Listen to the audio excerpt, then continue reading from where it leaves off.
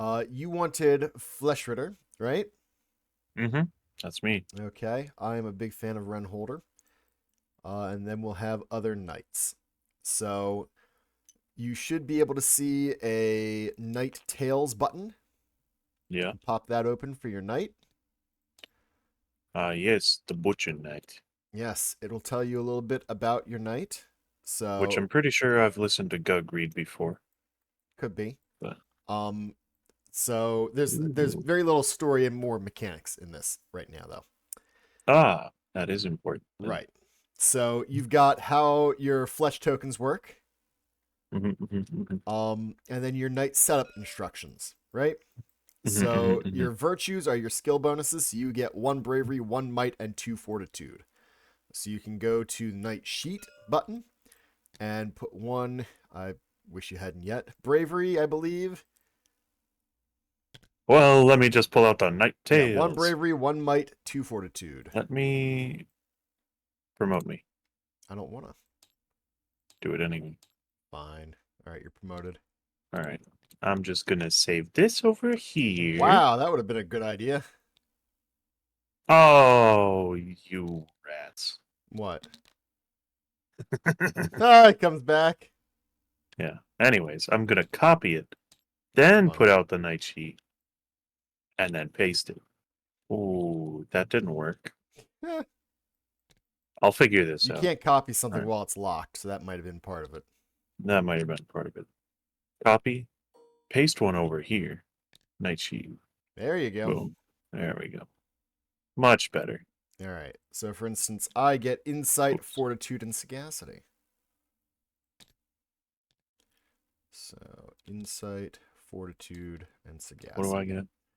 Might, One bravery. fortitude, and bravery. One bravery. Where do I insert this one bravery? Well, you click and then you type 1. Oh, ugh. Yeah, I mean And it's a then it's a demo. It's fine. one might. Mm-hmm. Two Oh, fortitude. and 2 fortitudes. Yes. Excellent. Down here is where you would track report with different knights. We probably Mm. won't really get that, but there are various things that might say, hey, you gain a report with this knight. And Ah, then if you get enough report with a specific knight, every time you go on a delve, each knight has a report bonus. So your aha. report boon is during encounters, that other knight will gain +1 accuracy. I believe that's what that is. Wow. Yeah. So I thought that was a really cool small system that they would have, Mm-hmm. right? Other than that, cool things about this. So you've got your choice matrix, of course. That'll happen not in the demo, but in the full game. You'll get to mark off various boxes there depending on the choices that you make. Mm-hmm. Mm-hmm. This tracks which investigations you've successfully completed. There's a first death marker because something Interesting. special happens after you've had your first death, Interesting. right? On the right side, you see how it is tracked your knight tail. So every knight's tail is comprised of 1, 2, 3, 4, 5 main quests, and Mm-hmm. then 15 investigations. Every chapter of your quest is every chapter of your tale is 1 quest and 3 investigations. It can be done in any order. So you could do 2 investigations, a quest, and an investigation. You could do the quest first. You could do the quest last. Doesn't matter. The quests, however, are the big like story bits. Mm-hmm. Investigations are much smaller. So if you look over here, Mm-hmm. these are your chapter 1 investigations. It tells you, Yep. hey, one is Gristleback, and you could potentially win the Cleaver Sword loot. If you went Mm. on an investigation for 2, the Bitter Pill, you could get the Crunchy Batter and Cooled Aspic Jelly technique card, Mm. right? And so on and so forth. So you got 2 technique cards. You've got a potential skill increase. Your fortitude could go up 1. You could get a report with another knight, or you could get your gear for that level. Mm. Um, on your character board here, this is a talent, right? And on the back of it, it tells you what comes with that knight. So you get 2 knight portraits. So this is your portrait. It is currently the same front and back. I suspect that the full game might have a different one on each. That determines things like how many cards you get out of cooldown, how quickly your heat resets, your hand limit, which is currently 4, your speed, which is currently 4, and your Bane limit, which just says if you get more than that, you die. You don't typically accumulate a lot of Bane, but if you do, well, that's no fun, right? So you get 2 knight portraits, you get 3 talent cards, which are these guys. I'm assuming that further ones beyond this one might be double-sided, but I don't know. 4 heroic arcs. So your heroic arc is this guy. These are double-sided, right? You can see it here. The heroic arc determines the bonuses you get when attacking at different levels of attack. And can I freely choose between these right now? No. Right now you start off with the Fleshnecht, which is detailed in your setup instructions for your Knight book. Right. And the Peril Arc. I love it. Yes, the Peril Arc, which is the opposite, which details what happens when you get wounded. So as you get wounded, the limit for how much heat you can spend goes up. Right, so when you start at 11 health, because you are the Fleshnecht, compared to my 9 maximum health, you have a limit of 3 heat, so your heat can only go up to 3 here on this track. However, as soon as you're down to 10 health, your heat limit rises up to 4. By the time you get down to 3 health, your heat limit is up to 5. And if you're at 0 health, your heat is still at 5. Meanwhile, a character like mine, Renholder, I start at 4 heat limit and I can go up to 6 by the time I hit 2 health. Wow. Yes, and my refresh is 3, and I'm pretty awesome. Just saying. So yeah, what's my refresh? Your refresh is also I gotta come all the way back over. Oh. Yeah, it's not that different. So your Peril Arc determines when and what level of Mortis card you must draw when you're wounded. Right, so the Minor, Major, and Grave. The Judicium is your Obel draw, so that's 50-50 chance that you live or die. And then the Grave has really good effects and really bad effects. Grave Trauma is where you've got the chance of being disemboweled and just straight up die without any chances of anything.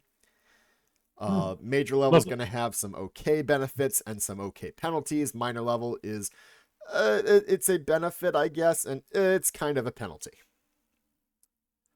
Right? Sure. So those levels are going to be different for everybody. So, like, that's pretty cool. Right. So that's a different way. And then if you look at the back, it's also different that way. So if I get Illusionist, my maximum health raises to 10. This is the back of my Mage Knight card. Right? And my heat limit could potentially go up to 7, and I start with a heat limit of 5. So that's better, generally, I believe. But it might also mess with the ranges. Yeah, so... Okay, yeah. But anyways. So yes, I briefly went over Flesh Ritters, the symbols on the bottom. It's how many cards that you get from the cooldown slot at the start of your turn, how much heat you refresh at the start of your turn, your hand limit, which is 4. You, unlike the other knights, will actually have more cards than your hand limit allows, so you'll have to choose one to leave behind. All the other ones don't? Everybody else has a hand limit of 5 or 6 in my case. Oh. Which means that I actually have fewer cards than I can take with me. Oh. Your movement, which is 4 for everybody but Sir Sanch. Sir Sanch only has a movement of 3. And then the Bane limit that I briefly mentioned that we don't really have to worry much about. And then every knight has a power die for when they attack. They add that to all their attacks that hit. Right? What's your power die?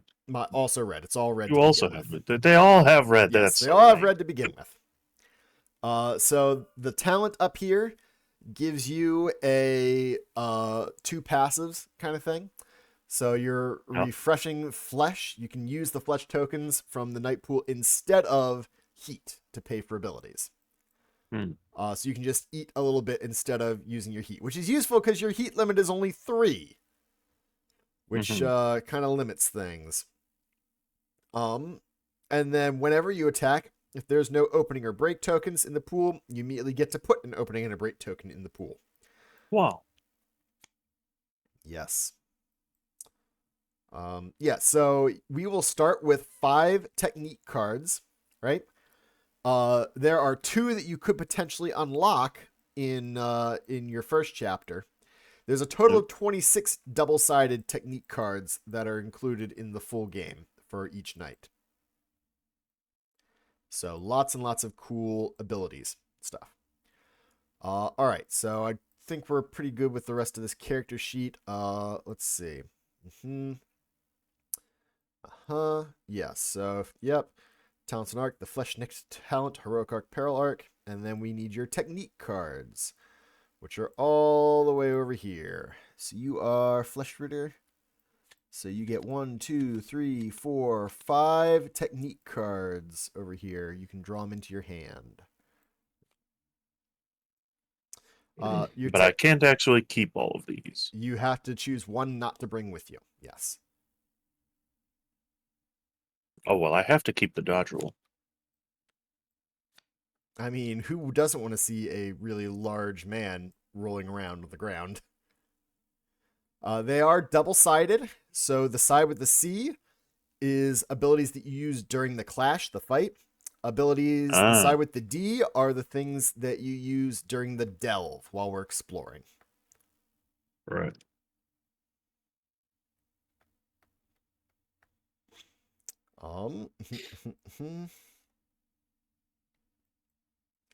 And then we're going to take 5 of you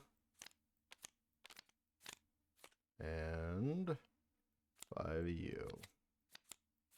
And I'm going to not devote a lot of mental power towards these. Towards what? The other 2 knights that are coming along with us. Oh, no. There are Squire rules for solo play. I have not read those rules. Oh, we can't just go in as 2 knights. No. Oh. Technically, yes, but only if we take Squires, and I haven't read the Squire rules yet. Oh. It's fine. The Squire rules... So you're going to be playing 3 characters. Sounds like. It won't be too bad. Okay, well. I hope. We'll see. Alright, so a bunch of cards. And D. Cool. I'm not even worrying about their stats at the moment. Haha, take that. We also get starting gear. So everybody starts with something. I just have to figure out where those cards are. Upgrades, that's not it. No. Okay. I actually don't know where those cards are, interestingly enough. Yeah, you're all upgrades. What are you? Aha! Alright, I get a crude bow. Somebody gets a shoddy pitchfork. You get this really awesome chipped axe. And somebody... Yeah, broken sword. Cool. Alright. And this is determined by the night book. It tells us what we start with. Sheet away. So you get this awesome axe. It's pretty cool. This axe says you roll 1 die to attack. You've got a +1 bonus to hit with it. If you hit, you are going to roll a black and a red die plus your knight's die. So you get a black and 2 reds when you hit. And you also deal 1 extra damage or power on the hit, which is a really good bonus, right? Break means that when you finish attacking, you leave a break token. And commit means that in order to attack, you must increase your heat by 1. Finally, the only other thing... Oh, hold on. Sorry, you're on this chipped axe, so slightly worse. Oh. Nice try. Yeah, the other one is after it was reforged. So 1 die plus 0 to attack, 1 black die, and you still get the damage on hit, and you still use your red power die. Yeah, break 1, and commit is heat in order to attack. If you are at the grave level, so if you've got 3 or less health, then you also gain armor piercing 1, which I haven't come across yet because I haven't seen anything with armor. But, you know. You also start with everybody has knives. Let's see what they did there. And their big thing is if you attack with 2 hands with it, then you roll 2 dice instead of 1. But it's your basic ability thing. So you've already got a 2-handed weapon, so if you wanted to use the knives, you would have to discard the axe and not be able to use it for the rest of a fight. Yeah, that's lame. Right. So generally not the best. Maybe you might use it if you're like, oh no, my heat is at maximum, so I can't attack with this, but it's the last wound we need. But yeah, in general, nah. Okay. And then there's a pitchfork over here. I get a crude bow. And Sir Sanch has a broken sword. All right. So that's part of our setup. During setup, we also have to choose which investigation we're going to go on. Basically, it's just which reward you're looking to get. You could read the flavor text with it, or you can just ignore it for now since this is a learn to play. Well, it's not a learn to play. You're learning how to play, though. And there's not really a lot of story in this demo. Right. So you would choose, which reward do I think is better? Clearly. Clearly. Number 1 for the cleaver sword. I mean, obviously, who wouldn't want to? Personally, last time I went after my wide-brimmed wizard's hat. I think this time I would like to go for my Will o' the Weird, the Dazzling Light Technique card, because that seemed pretty cool. All right. Oh, good. There's a rule book here. How about that?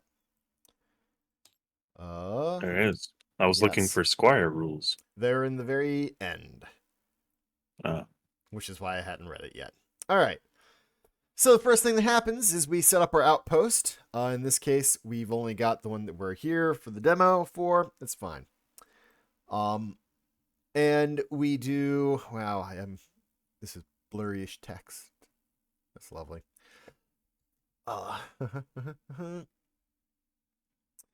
Yes, we get to choose which outpost place we'd like to visit. So this is the Sinking Fleet Outpost. The first one that we go to as a group gives us the early bird effect. And then we can go to any or all of the remaining ones. So the Scouts Guild, Merchants Workshop, Mercenary Guild, and Inn.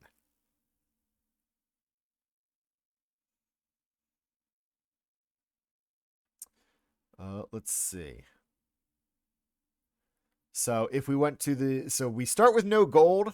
So going to the Merchant's Workshop doesn't help us because we won't be able to purchase consumable gear. Probably. Right? The Scouts Guild is not bad, but we also have to hire them with gold. So not great. The Mercenary Guild would be cool, but we have to hire the mercenaries with gold. So I personally am of the feeling that visiting the inn first seems decent. Instead of rolling a d10, we get to choose what result we want. So any preferences? You could raise your hand limit by 1, thus allowing you to take all your cards. Ooh, I'll do that. Okay. Then we will have no gold and no extra equipment to bring with us.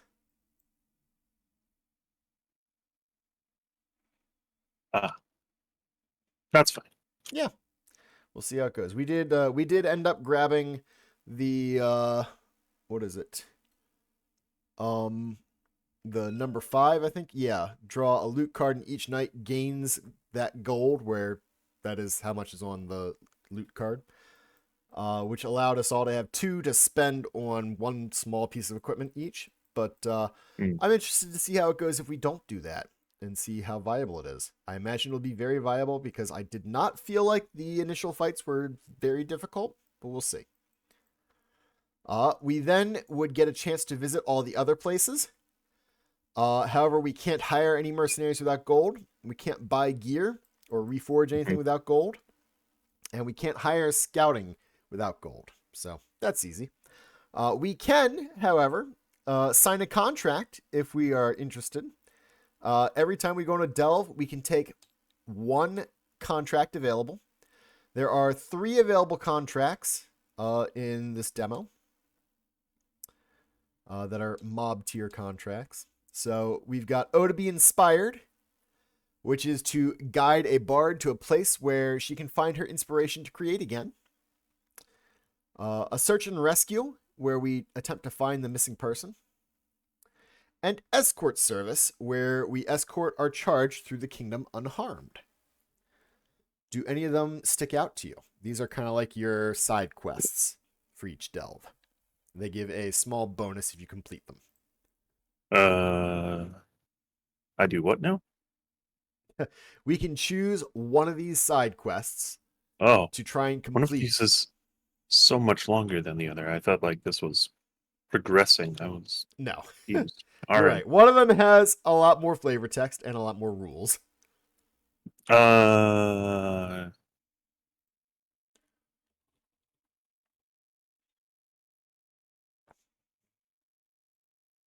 I say we look for the missing person. That's exactly what we did last night. Excellent. So we will put a random small kingdom tile on the kingdom sheet. So we've got various size kingdom tiles over here. We will shuffle that up. Which one is small? I'm going to go with this one that is small. And we place this Well, right, random but then tile. what's this one? Because it can't be medium, because this one's also in the middle. Well, it is medium. It's Uh-huh. small, medium, large, extra large. Okay. And this is special for the Sunken Kingdom only. Right?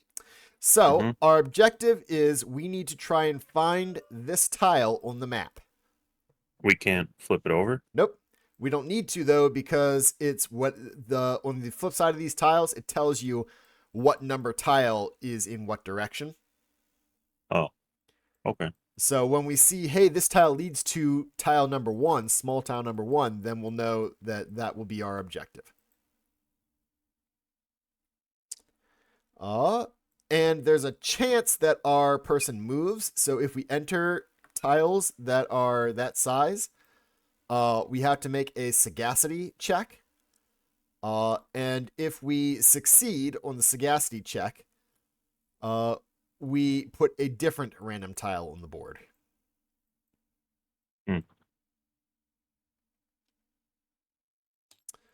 All right. So we've chosen the contract that we want. We could go to the Shrine of Saints if we had any devotion to saints, but we don't. And therefore, we must lead forth, each knight preparing their gear cards, talents, arcs, and techniques for the expedition. So if we were, not in the demo and had a bunch of stuff, we could choose, hey, what gear are we taking? You'll note your knight sheet has an armory section. You write down the different cards that you have, and then you can just bring along the ones that you're choosing to equip yourself with for that delve on any given delve.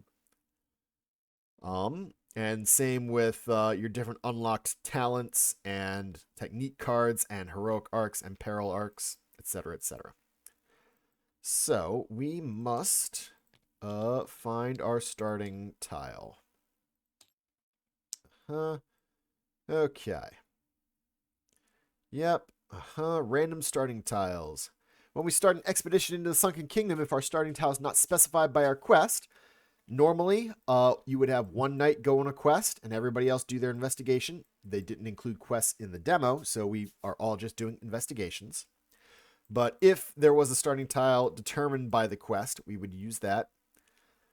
Otherwise, we take 1, 5, and 7 of the long small tiles, shuffle them, and draw one at random. All right, cool. So, Alrighty. 1, 5, and 7. All right.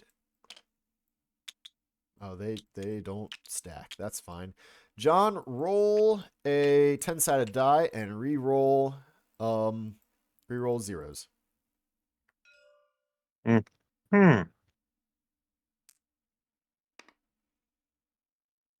Wow. All right. This is our starting tile. Yep. Put her there. All the rest go back in. Thank you. Okay. So actually, I'm pretty sure that's the tile that I started on early. Oh no, it's different. I don't know. So party token goes on here, right? We now enter the delve phase. So every time we have a tile out, we must find and put out the next tiles that connect to it. So I need the extra large 3. 3, here we go. This tile is going to connect over here somewhere. And I need the medium 12, which is... Did they put the... Yeah, these. Okay, they just made them the wrong size. 12. There we go. And that tile's there. Right? So currently... well, actually, real quick...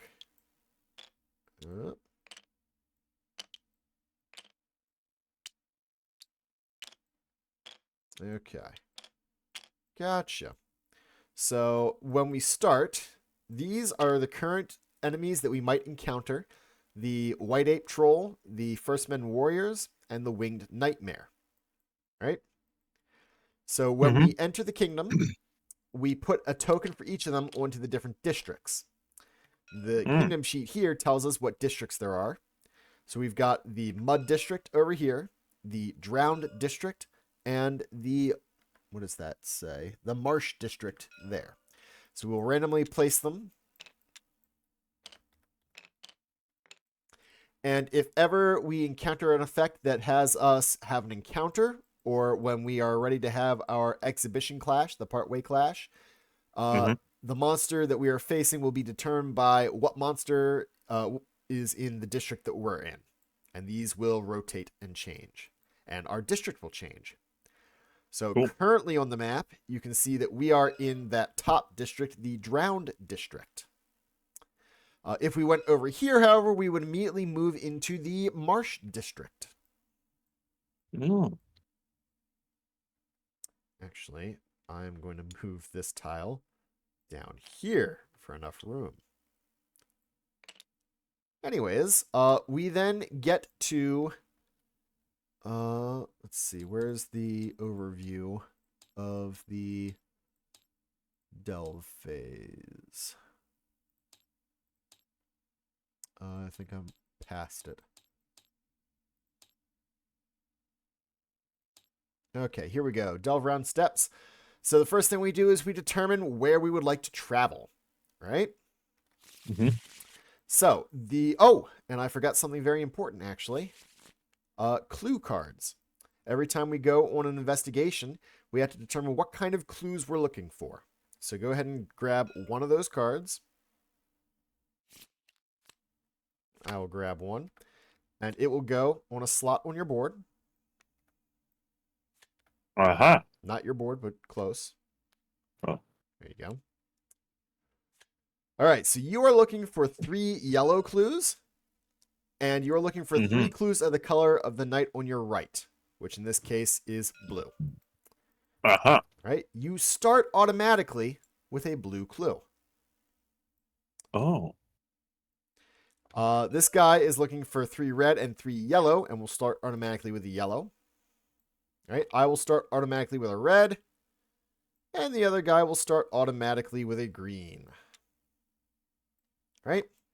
In order for our investigation to be successful, by the time we end the delve, we must have our 6 total clues of those correct colors.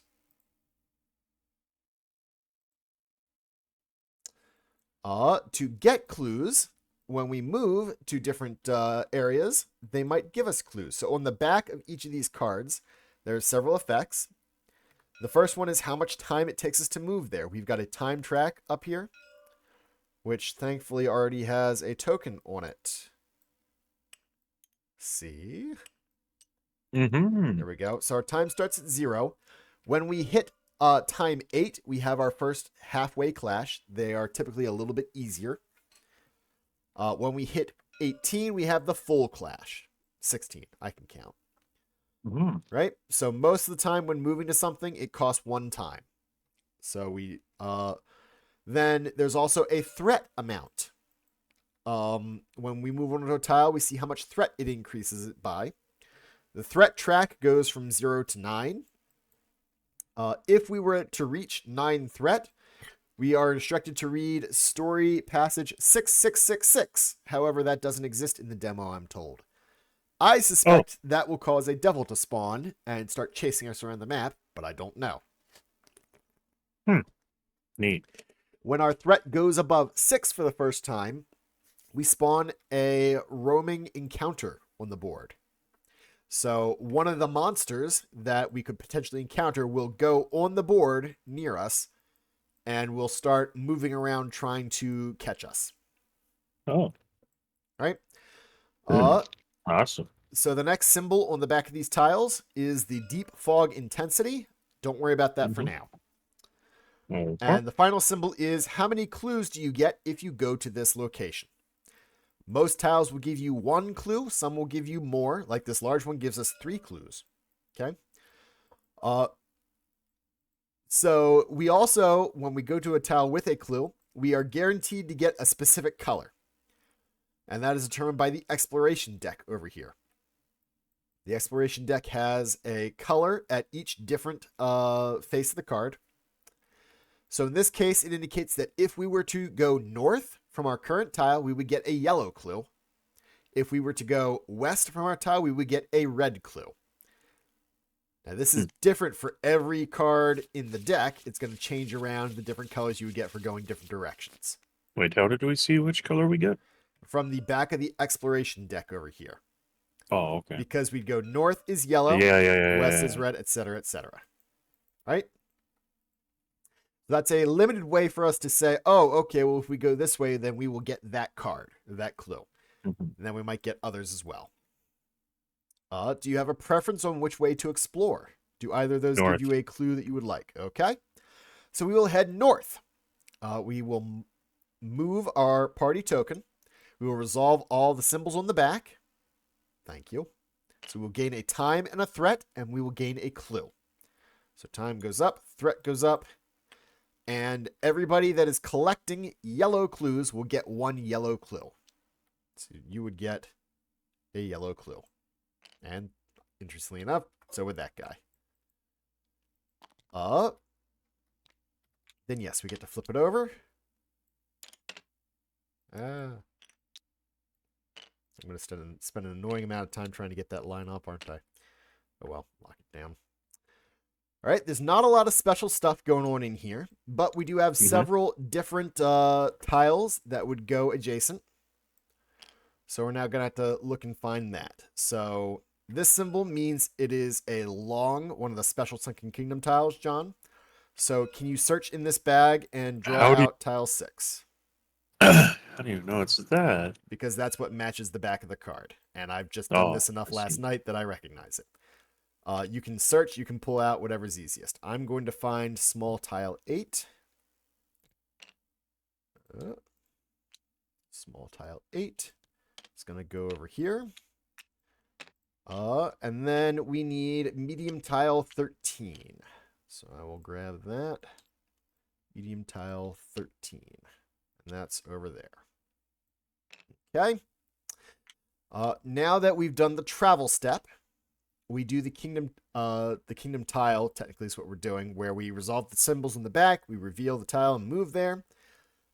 We make sure that all the paths are going out in the correct way. Then we do, if there's an encounter monster, we resolve that now. And finally, we do all symbols on the face of this card, which there are currently none. We are in a new district at the moment, but that just tells us where we're at. Right? Then we do the exploration step. We draw and resolve the top card from the deck. So that's this guy over here that had told us the clues. We draw it, and it says, Fog That Follows. We will put this card in the active effects area. Whenever we travel into another kingdom tile, oh gosh, we will put a deep fog token on the path that we came from. If we travel through the path with a deep fog token, or there are 3 of those tokens on the map, we discard the card. Yeah, that's going to be interesting. All right, so this is the deep fog token. Basically, it means that it's very dangerous to try and go back, is what that's telling us at the moment. Cool. All right, so that is our exploration card. And then we would do anything that's prompted in the story step, which most of the time is nothing, especially now. But that could be if a knight's quest said, hey, when you arrive at this location, read this. That could be certain events that trigger. Some tiles are going to have a cipher code on them, and that could be another thing that you do in the story step. And then we start over. So we choose another place to go. The exploration deck tells us if we go north, we get another yellow clue.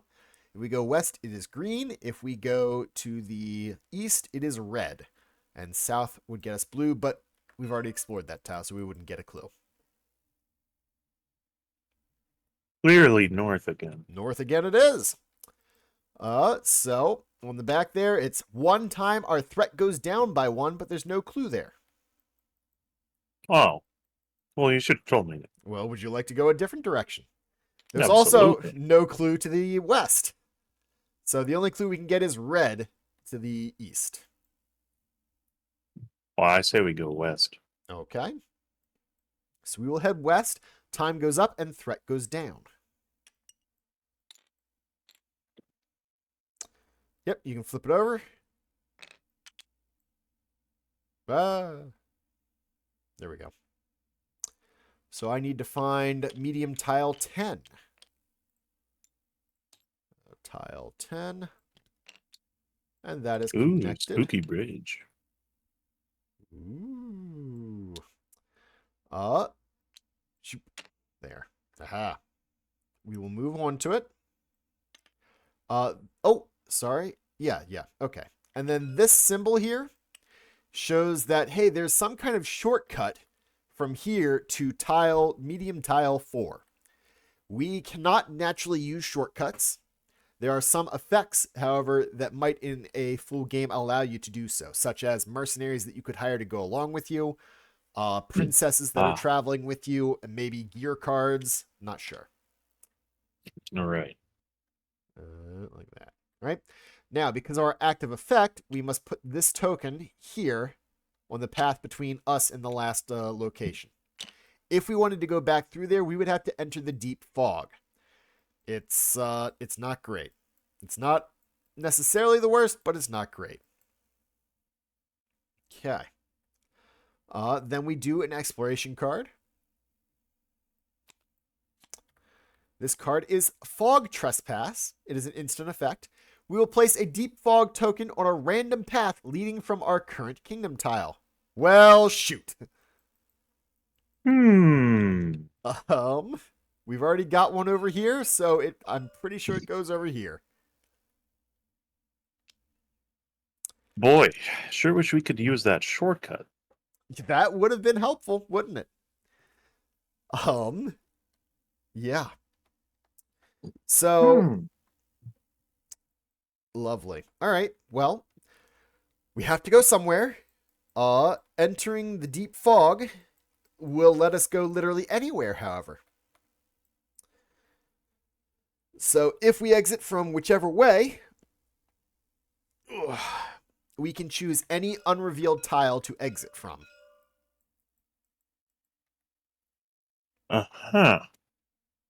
And we will get a clue of whatever color we want when we get there. Even if it wouldn't normally give us a clue. So we could go over here and we will get a clue of our color that we want, even though it normally wouldn't. And if we went, say, here, we would get a clue that we wanted, and then we would get 2 more other clues randomly.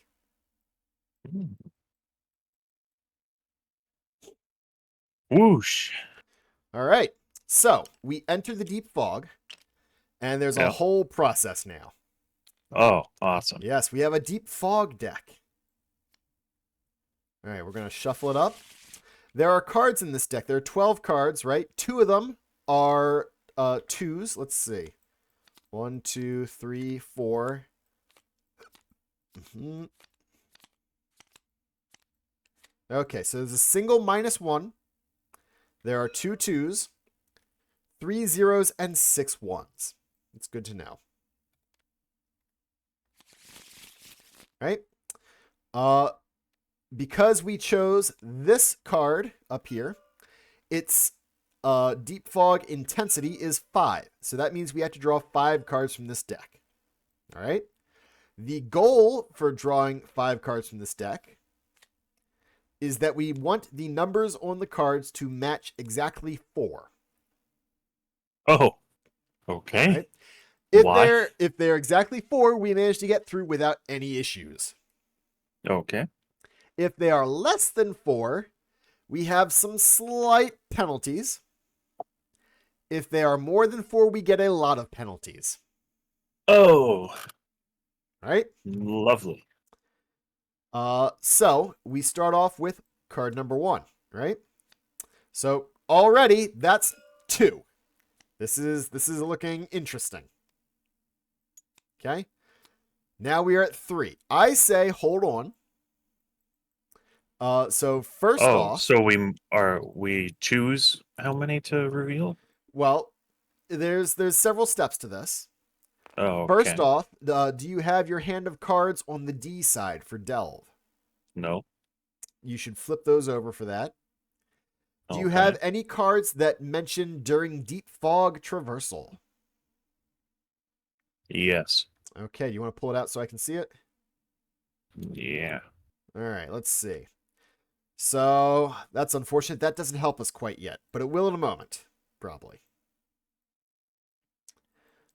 So right now, we are at risk of going over 4 by a pretty hefty amount. We can always choose to course correct before revealing the next card. Okay. If we course correct, we flip over, we choose one card that we've revealed to stand on, and we flip over all the rest of the cards, right? Then we start again from that new card. Oh. However, Okay. there is a limited number of cards in this Deep Fog deck. And if we run out of those cards before we hit our 5 requisite, then the worst stuff happens. Oh, okay. All right. So we could flip over a third card, see if it's a 0 or a -1 or something. Or we could try and course correct now. Do you have any opinion? Nope. I don't know. Okay. I would Because guess there's a lot of one. Yes, there's a lot of ones. I would guess that we should probably try and see what the next card is first. If that's okay with you. Sounds good. A 0. All right. Well, that's Easy. pretty good. So we could have a 1 and another 0. It might not be probable. But this is the point where I think we should course correct. What do these cup symbols mean? Once we course correct, we must do everything on the top half of the card, such as those cup symbols. Every time we get 2 of those cup symbols, we must play an extra card. Or no, sorry. Oh. Nope, that was a rule that was gotten wrong last night. Every time we get 2 cup symbols, we add 1 to our total. So right now we're at 3. If we had 2 cup symbols, we would be at 4. So you and I both have a card that lets us get rid of one of those cup symbols. Yeah. So how do I play it? If you wanted to play it, you would pay its cost, which says +3 heat. And then 2 heat. Sorry, yours is only 2? Man, chef's intuition's way better than my divine in the heavens. So you would gain 2 heat, right? Uh-huh. And then the symbol at the bottom tells you where to place it. The sleeping is delay. There's also a little clock. That one would go into cooldown. And then an X through a card would be discard, and you don't get it back until after the fight. Uh-huh. All right. You don't need to play this quite yet because we don't have any cup symbols that are active because Oh, those don't come into effect until we course correct. But I do think we should course correct now, starting with the 0. all right. Let's course correct. So course correcting, we flip those down. So there is a 2 and a 1 that are not in this deck anymore. Yeah. And then we try to go again. So we've got 1 card up. We still need 4 more. So we'll flip over the next one. And now we have a half cup. Ah, right? I So see. then you could play that card and we would get rid of that half cup. No, we don't need to now. All right. So we're good. We've got a total of 1. Yeah. We flip over again. So there would be our second half cup. That would mean that we would add 1 to our total. So we'd have 3. Well, So I am personally of the opinion that I would like to play my Divine the Heavens to get rid of one of those. loser. So that we don't have a bonus. We would then draw the next one. All right, so now we do add 1 to our total because we've got that guy and that guy. Yeah. Which means if So the we're next at 4. we're at 4. If the next card's a 0, we're okay. Let's see. Does anybody else have a useful card? Not Sir Sanch.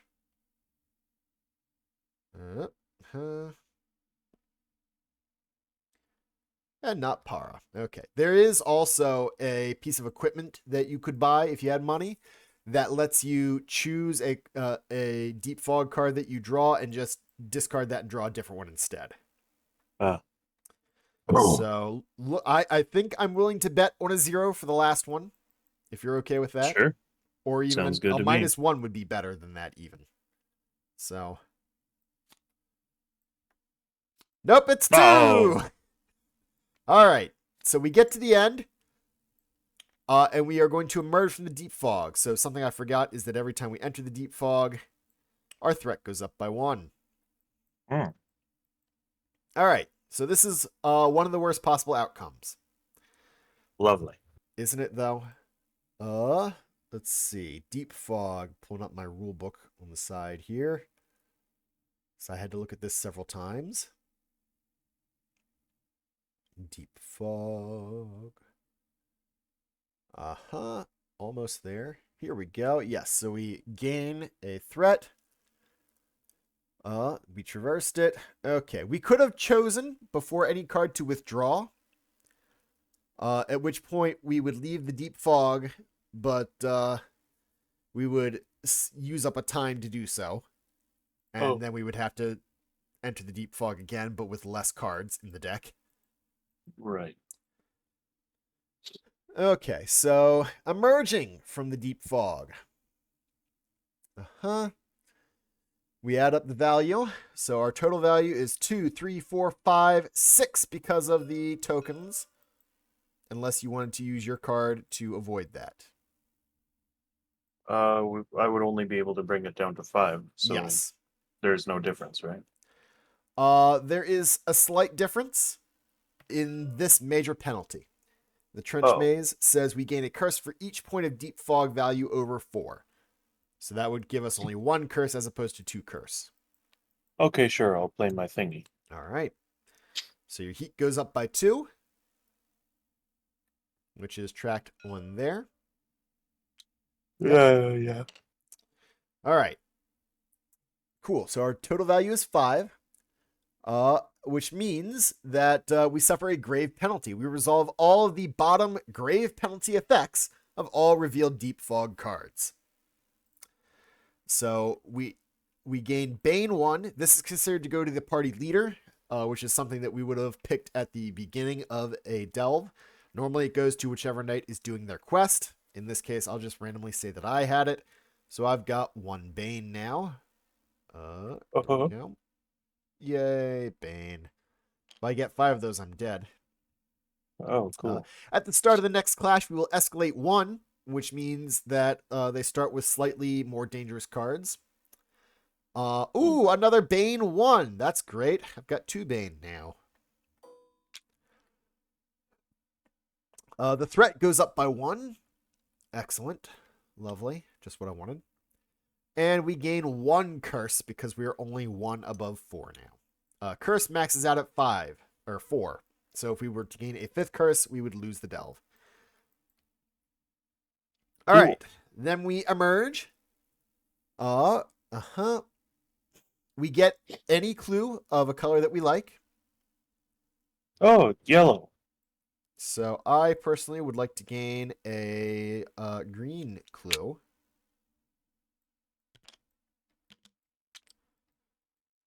Then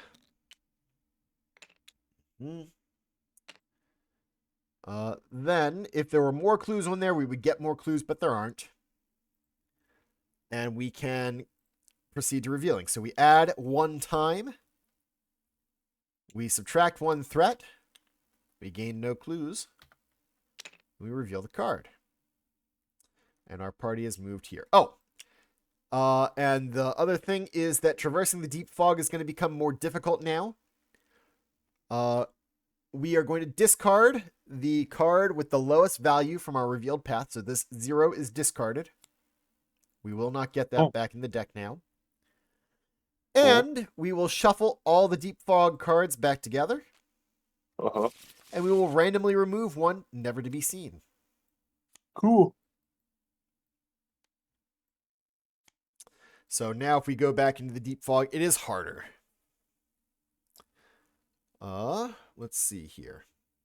So we enter here. We need long tile 4. Excellent. 4. There we go. And you're over here. Yeah, like that. So that's our next possible location. And then we do an event. Exploration card, not an event. We have a curse transfer. All right. Instant effect. We may gain curse or lose threat, or we can gain threat to lose curse. If we had 5 or more threat, we must resolve the effect instead of may resolve it. So in this case, I feel like we should probably gain a threat to lose a curse. Sounds good. And I just say that because I lost via curse last night. Oh, cool. Yeah. We had our threat and curse at maximum and got this card and had to do something. It was the worst. All right. And then the story step, and there's nothing. Cool. So we can go back through we can head back down into here, exploring nothing interesting. Or we can forge forward and get no clues. How do you know that it gets no clues? Because if you look at the back of this one, after the deep fog intensity, it shows how many clues you would get. So this card gives 1 clue. This card gives 1. This one gives 3. I see. That one doesn't have any clue symbol. Well, let's go up there. All right. Could go. Time goes up. Threat goes down. And then this actually... Nope. Nice try, John. What? This one actually connects like that. I wish they had something saying which one it was on the front side. That's true. That would be a little helpful. Perfect. No, stop. It was so close to perfect.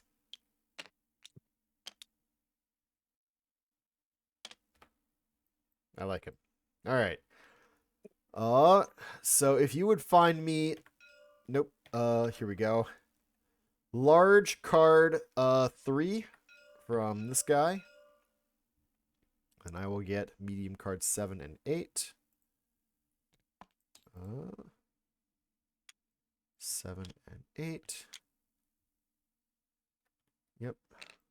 So 7 is up here, and 8 is over there.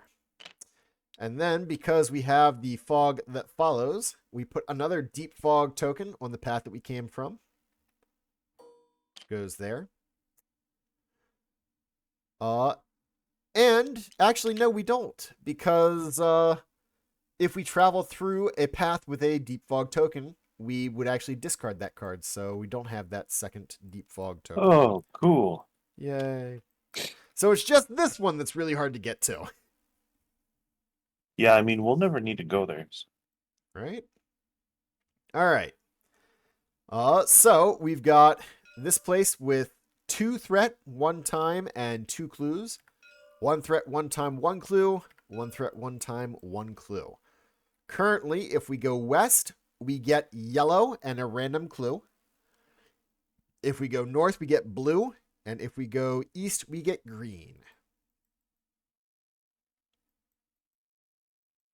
Obviously, yellow. Obviously yellow. Oh, hold on. We need to do another exploration card first. I'm sorry. Oh. I forgot. No, yeah. Yeah. All right. Because this is card 4, and we've done one, Ah, the two, three, wet 4. Yes. fog. The deep wet fog. We place this card in our district area. So we are currently back into the drowned district, it looks like. Based on the symbol on our tile. So it comes up here.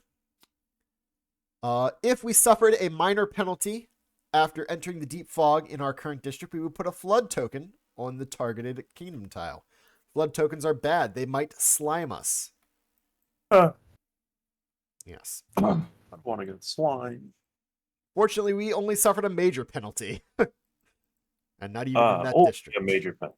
Yes, only a major penalty. Now we can choose which way you'd like to go.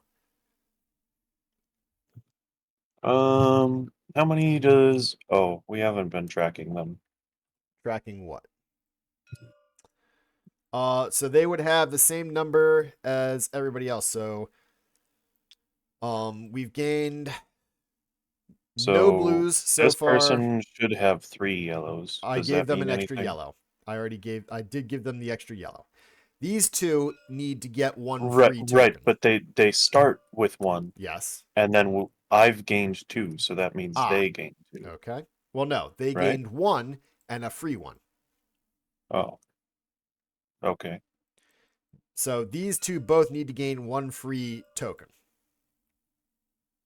What about my 1 blue that I've got? Wouldn't this guy have a blue? No, because you get a free 1 of the color to your right. And blue is the color to your right. So he started with a free green 1. So he's going to get another green, and you're going to get a free red, I guess. There we go.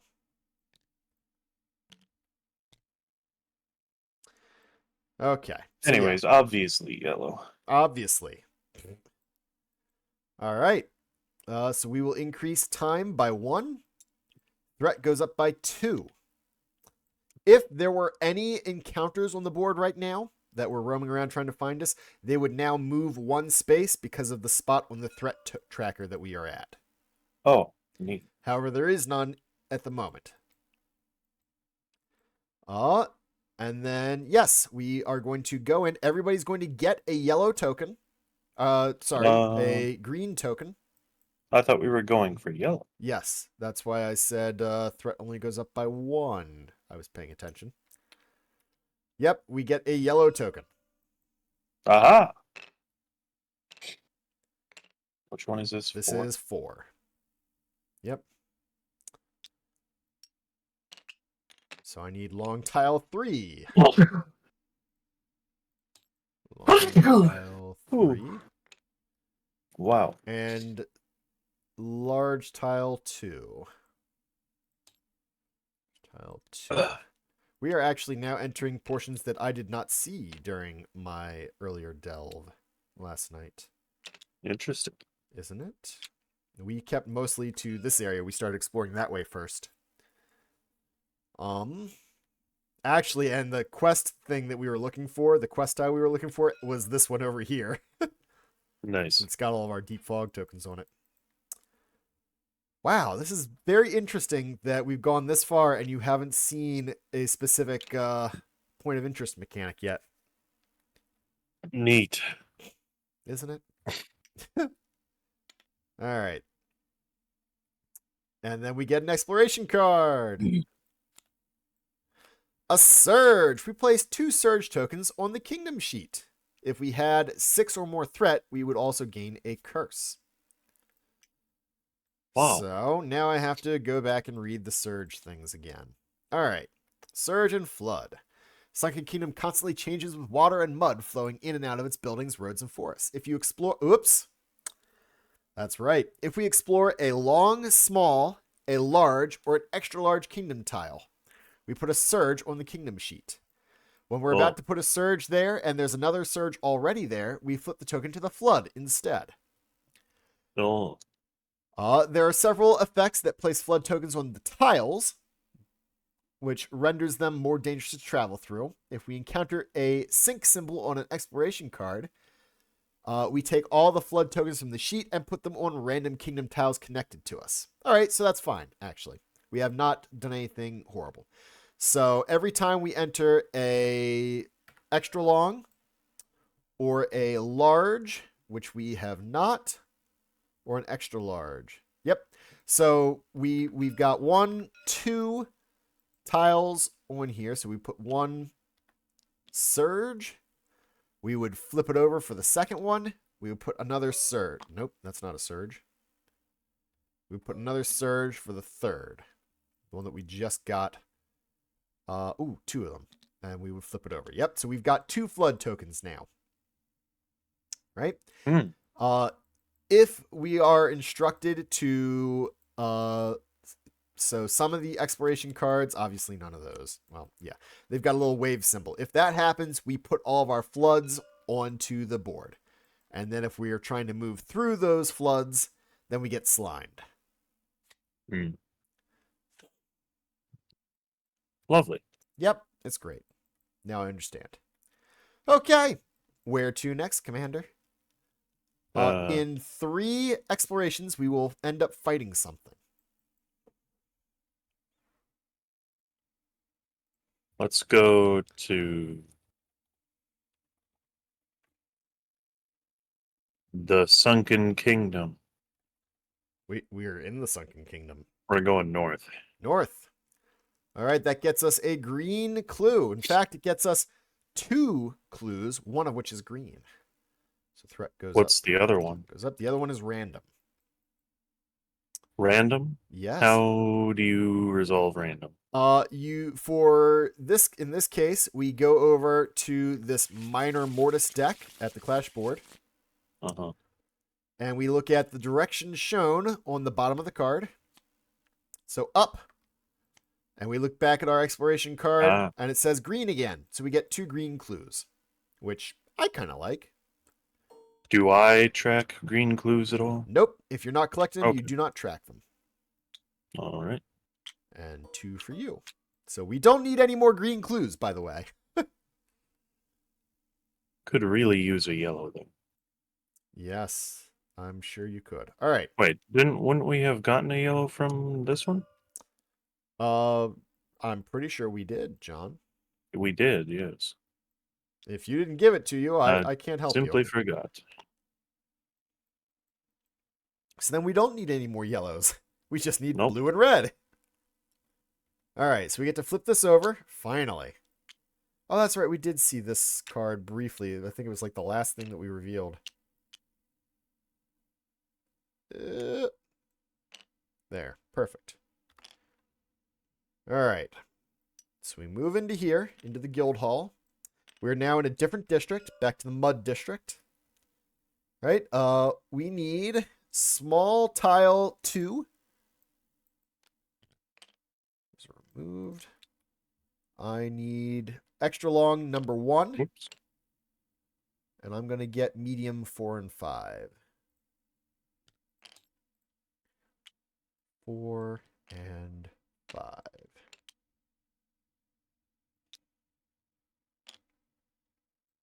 Four and 5. There we go. All right. So when we go in here, yes, we resolve the symbols on the front of the map, including this guy that says tension in the air. We also get a surge token. Nope, not that. Because we entered a extra large tile. Wow. Nope, that's a large tile, but same difference happens here. It's a extra long, large, or extra large tile gives us the token. All right, so let's see here. Or is it Tension in the Air, number 8 in the Sunken Kingdom? We resolve a kingdom adventure.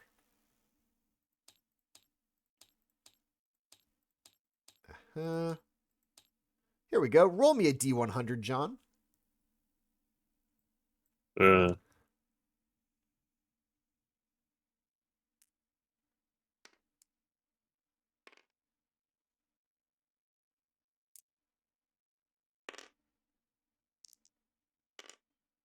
$23. 23, we resolve Sundered Hope.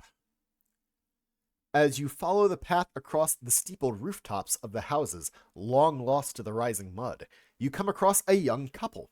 Weeping, they Oh. tell you that this was once their home, before the mud floods came in and took everything in the space of a single night. The residents, those who were able to rouse themselves in time, that is, scrambled to safety, but were forced to leave almost everything behind.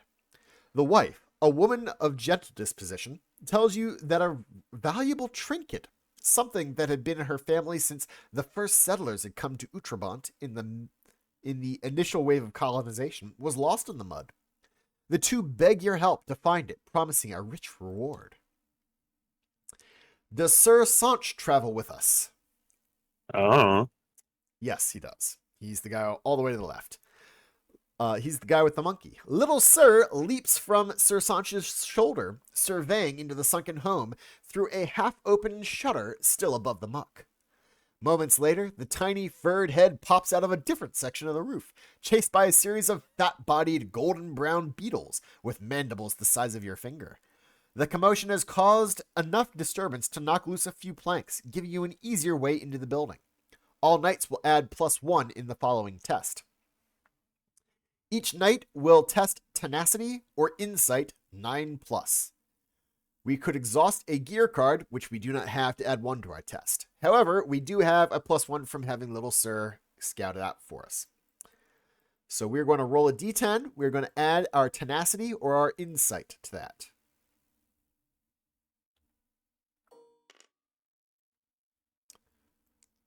Let's see. My night sheet says I have 1 insight. I have no bonuses to either. I got a 2. My total is 6, 7, 8, and I needed 9. So that's no good. Now, I got a 2. because this is a test, we can choose to spend a heat to attempt to re-roll this. I, for one, will do so. Wait, don't we have to have these people roll? Yes, we will. Oh, okay.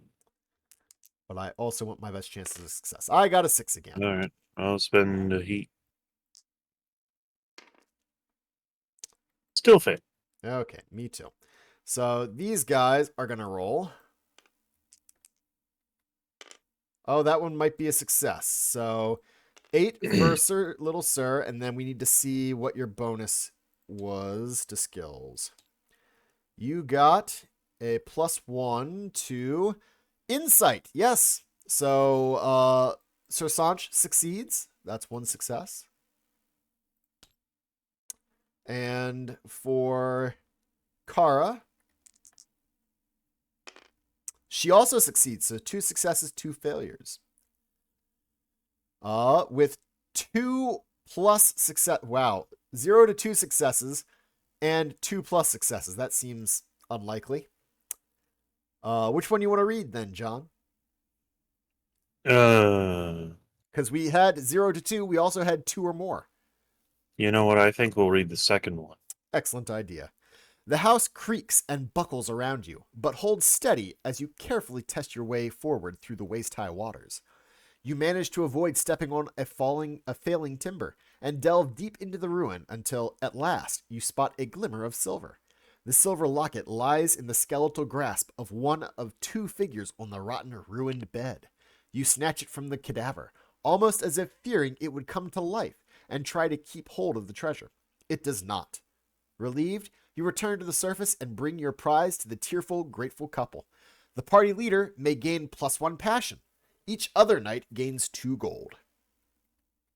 So, as Ooh, party 2 leader, gold for me. I gain a passion. I like passion. What's a passion?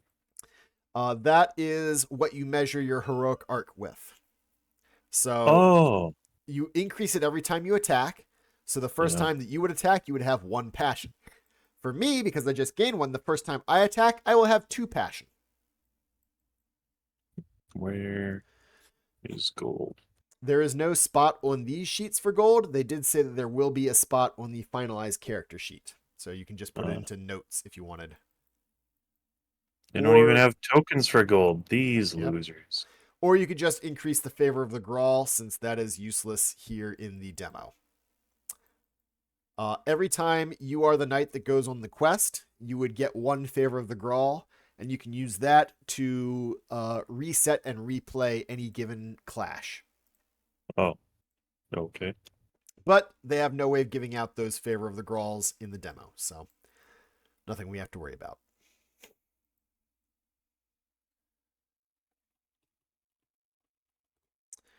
All right. So that was our tension in the air.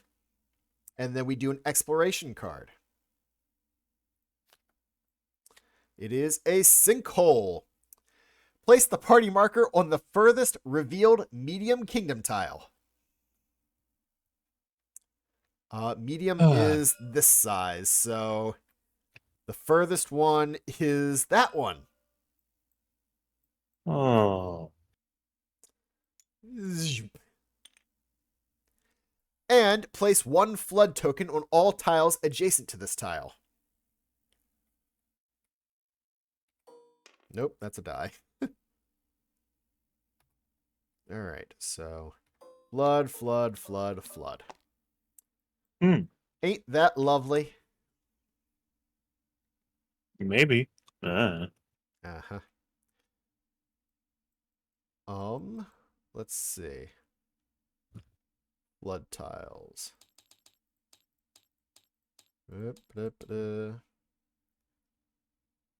Okay. When traveling, yeah.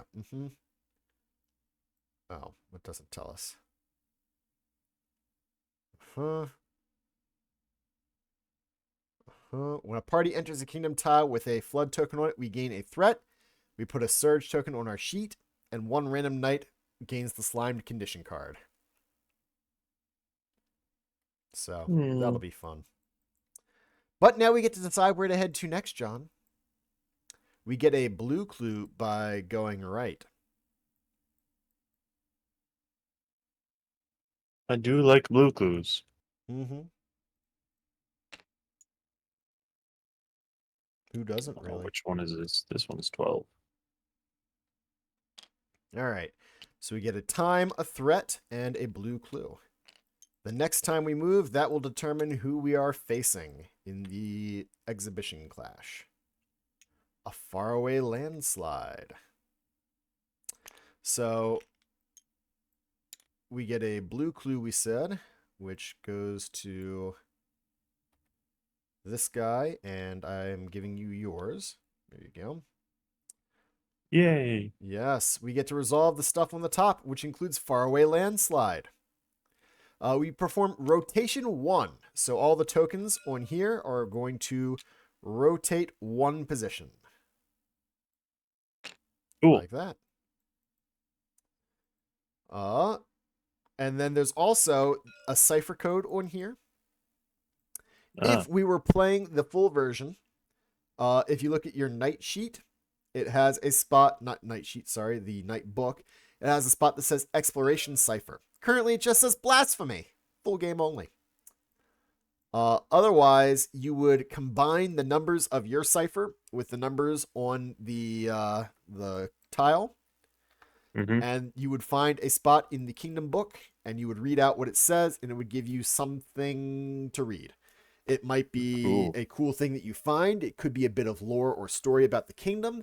It might be a secret clash or a sub-kingdom.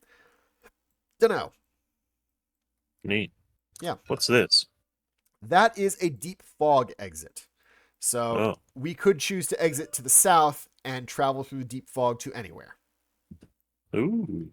Any unrevealed tile. So we could use that to get instantly back up here. However, it is a little bit more dangerous right now because we've got fewer cards. Yeah. When we enter the surge, the flood token here, we gain a threat. putting it at 6. And we must have a random knight get slimed. When we determine random Oh knights, no. we roll a die, and the lowest roll is slimed. So Renholder has an 8. I got a 2. Kara has a 9. And Sir Sanch has I just lined up 4 dice and rolled all of them. Yeah. a 10. Well, it worked out the same then. So you have become slimed, and they don't have their conditions named very well in this, Oh, so I have great. to flip through. There you go, slimed. Woo! What's that do? Slimed. When you're about to move voluntarily, you roll a black die and any armor dice. You have none at the moment. For each chalice that you roll on the black die, you gain a heat. Ah. At the end of your turn, if you didn't move during this turn, you flip the card to drowning. Drowning is worse, Oh, right? awesome. However, when you move voluntarily, you discard the card and gain a temporary positive speed token, so you move a little bit further. So Okay. if everything goes well on your turn, you move, you gain extra heat that you didn't want, then you get rid of the card and have a +1 speed for a round. Cool. Yep. All right. Finally, after the faraway landslide, we must now do an exploration card. Concealed by the mist, we lower threat and clue gain by 1 on all medium, large, and extra large tiles in the current district. We are currently in the Marsh District.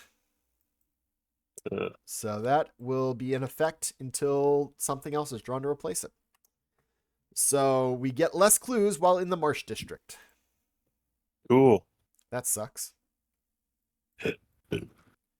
All right, John. We need tiles, 2 of them. An extra long 8, please. And I will get small 9.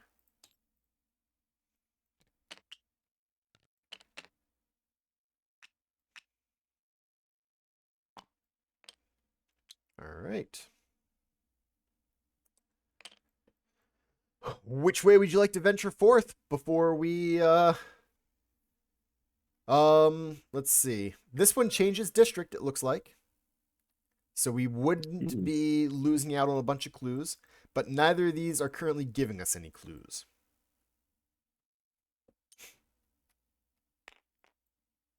That's fine. Let's go to 8. Okay. So we increase our time, we decrease our threat. Ba-da-ba-dum. I definitely haven't been this far out.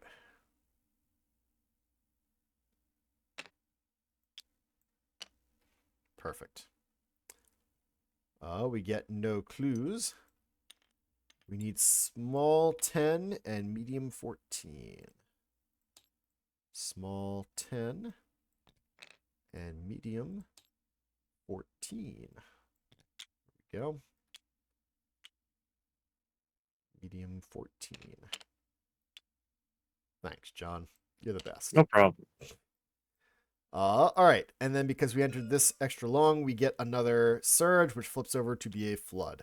I am flabbergasted that we have not drawn any of those sync symbols yet. And we have not encountered a point of interest either. Like, this is pretty astounding to me. Kind of funny, but pretty astounding. So exploration card and then the exhibition clash. Yes. Sudden flooding. Place 1 surge token on the kingdom sheet. If there's a surge token on the kingdom sheet, we flip it. Then we trigger sync. Uh-oh. All right. So we do place... Nope, not that. Place surge. We trigger sync. Sync says we take all of the flood tokens off of our sheet and we put them on random tiles around us. So randomly determine between these 3 tiles around us, please. What? Okay, I thought maybe die rolling, but that works too. Oh, okay.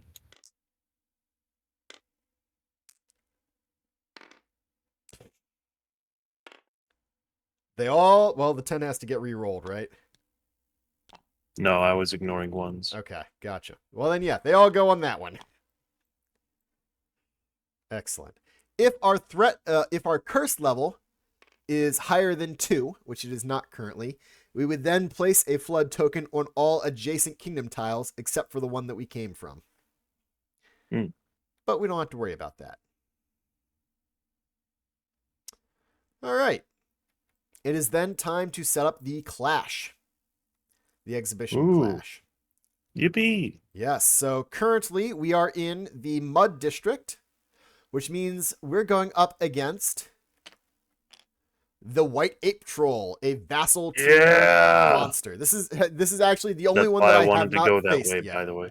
Ah, yes, I kind of also wanted to go that way because of it, but mostly because I've already done the other thing. This guy seems awesome. Yeah, I mean, he does kind of. All right, so let's see. It's not bad. It's also not amazing yet. Not yet. We'll see. Nope, don't want that one. Yes, nope, don't want that one. We've been flipping a lot of tiles over, placing a lot of tokens, and so far I haven't seen like any real effects out of them, I guess. I'm waiting. All right, and I suspect that this will be the best boss fight too. Okay, so we are in an exhibition clash. Exhibition clashes are a little bit easier than normal ones. So, wow. Okay, yeah, level 2 they do start getting much tougher. That's very good to see. So take a look at the White Ape Trolls board over here. We hit him on a 6 or better, but there's something special about it apparently. We'll find out when we read. Okay. He has 6 wounds to kill him, right? Okay. Because this is an exhibition, we start with 1 wound in the stack already. Okay. So we only need 5 because it's just an exhibition. Okay. Uh-huh. He gets 1 AI activation a turn. Uh-huh. Then there's he's got bunch of traits and stuff. So regeneration. This is the one guy I haven't fought so far, so we're gonna find out. At the start of the monster round, we put the thick skin body part card on the top of the body part deck, unless it's already there. When the thick skin BP is wounded, we put it next to the BP deck and we do not escalate. So we don't get to count the thick skin as a wound. If it is on top and any effect would let us interact with BP deck, we ignore the interaction. Okay, so regeneration, he's getting essentially 1 health back every turn. Vanguards, we put Firstman Guardian on the leftmost spot of the mob track. Oh, good, it did that for us. Thank you. They are mobs represented by a single BP card. When we spawn or kill one of them, we do not escalate or put any cards in the wound stack. If the mob had the BP, yep, pass it, okay. Okay. When spawning odd, okay, so there's a limit of 4 Firstman Guardians at level 1. When spawning, we put them on empty spaces adjacent to the Great Mangrove terrain tiles. Okay. Gotcha. At the start of the monster round, we spawn a new one. Then we check which Guardian has the BP card. That mob performs a coordinated attack. And we pass it to the next mob. Okay. This is the coordinated attack trait. So that's where this is how the Guardians will attack. They will always go after whoever is closest that doesn't have exposed, or they will go after the closest knight if everybody has exposed. Oh. At the end of the monster round, each guardian moves to the closest space adjacent to the white ape troll, not occupied by another guardian, in order to form, in order from closest to further. Okay, yep. And they will crash into knights. Okay, the white ape troll has +1 to hit for every guardian adjacent to it. If there are 4 or more guardians adjacent to him, every attack roll against it is a full miss. Interesting. Reinforcements have arrived. Every time he is dealt a wound, or we wound the thick-skin BP card, we put a generic token on this trait. When we finish resolving the current action, if there are 4 or more tokens, we get rid of them all, and we spawn another guardian. The spawn guardian performs his attack immediately. If no guardian can spawn due to the limit, the next guardian will perform the attack instead. Finally, tree climb. If something triggers tree climb, we move the white ape troll to the closest great mangrove terrain tile, so its base is fully on the tile. All right. Any questions, John? Nope. All right, let's see. We're just gonna have to see how it goes because I still don't know how combat works yet. Oh, it's fine. It's just like the ATO demo. Okay. So the first thing that you're gonna do is, you know, all those cards that are in your hand. Yep. Flip those to the C side. Woo. And actually, real quick, hold on to your pants. Zoop. We're gonna move everything over here. Oh no. Oh, okay. Yep, it's all in the same spot. So everything should now read C. Do the same thing with any cards that are in your discard like that. We now are able to use their clash abilities.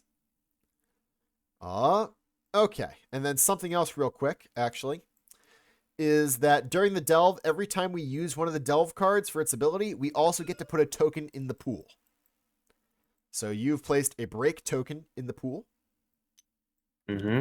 What's a break token do? That turns a chalice into a hit. And I placed a break token into the pool. All right. Oh, there's thick skin. How about that? Oh, okay. Yes, that tells us. He's got a little X-Men helmet. That's funny. Okay. Yep. All right. Cool. Okay. We get to put ourselves on the board on any of those blue spots. Let's look at your weapon. Nope, we already looked at your weapon. We know what it does.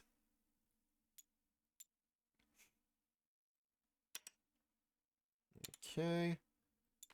I will gladly be over here. And we'll put Sir Sanch over here. Okay. And then the enemies go first. So, let's see. Start of the round, he regenerates. He's good for that. At the start of the round, he spawns a new first man guardian. So we get another one. We put Guardian 3 out. Up. Empty space is adjacent to the... Oh, sorry. Adjacent to the Great Mangrove terrain tiles. Closest to the White Ape Troll. So yes, that works. Yep. That mob then performs a coordinated attack. So we observe the coordinated attack trait. So he's going to go after the closest knight without exposed. So the closest knight is me, unfortunately, Renholder. He moves and attacks, it says. So he's going to move next to me. Enemies have unlimited movement unless something says otherwise. That is a big change. We're going to see how that works. For his attack, I must roll 3 dice, and I need a 9 or better to evade it. So I'm just going to get a bunch of extra dice. Nope, that's not the dice I wanted. I want the D10s. A bunch of extra dice. That's still not the ones I want. You moved them. That's why I'm blaming you. All right. Bunch of extra dice. I'm going to roll 3 of them. Anytime you roll dice, you always roll one white die. Uh-huh. I'm glad I did, actually. So that's 2 evasions because they are 9 or better and 1 hit. Mm-hmm. Now, Mm. Ren Holder happens to say if I roll a crit chance, a 10, on the white die during an attack or an evasion roll, I get to put a magic token in my night pool. Wow. And I can use that magic token to power some of my cards. This Cool. magic token, by the way, stays there until it's used, whereas the other tokens go away. All right. So he's got 1 hit. I get the exposed condition, which I'm sure is somewhere. Here we go. Exposed condition. The exposed condition says that I have -2 evasion, so I'm much easier to hit. And I can spend a movement or attack in order to discard the card. That's kind of lame. So when he hits me, I gain the exposed condition. For each hit, which was 1, I lose a vigor, which is my health. So go down 1. And then I must make a mortish draw. As that weird, I don't know what that symbol is that's next to the -1 vigor. So I can look and see that while I'm at 8 vigor, my heat limit is actually 5. And I do a minor level draw. So we shuffle those. And I draw a minor card. A gash! I lose another vigor. I shuffle it back into the Mortis deck, then resolve the peril check again. That's what it's called, peril. So I lose another vigor. Oh, no. But that still keeps me in minor. So I'm fine. I had to shuffle it in the deck, yep. And this time I get insulted. Oh. I stand up if I was knocked down. I may immediately perform a bonus attack. Oh, that's good. Nice. It's not great though, because oh no, this works. Yes. So my bow that I have equipped is unwieldy, which means that I can only attack in a straight line. It is range 2 to 4. So this guy's at range 1. Right. I can't hit him. But he does not block line of sight to this guy who is at range 4. So I can attack Guardian 1. In order to do that, I roll 1 die, which is going to be this white one. In order to hit him, the card tells me... Wait. I wonder what tells us what we need to hit him.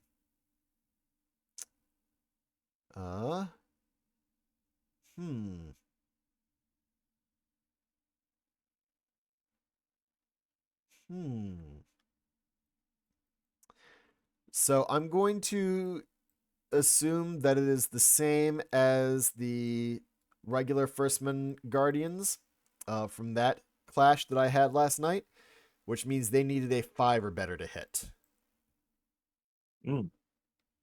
But I don't know the answer to that definitively. So I'm going to roll. I'm going to try and get a 5 or better. I got a 4. I will spend my heat to try again. A 6. That is a hit. By the way, because I'm attacking, I must raise my passion by 1. And by must, I mean I would like to.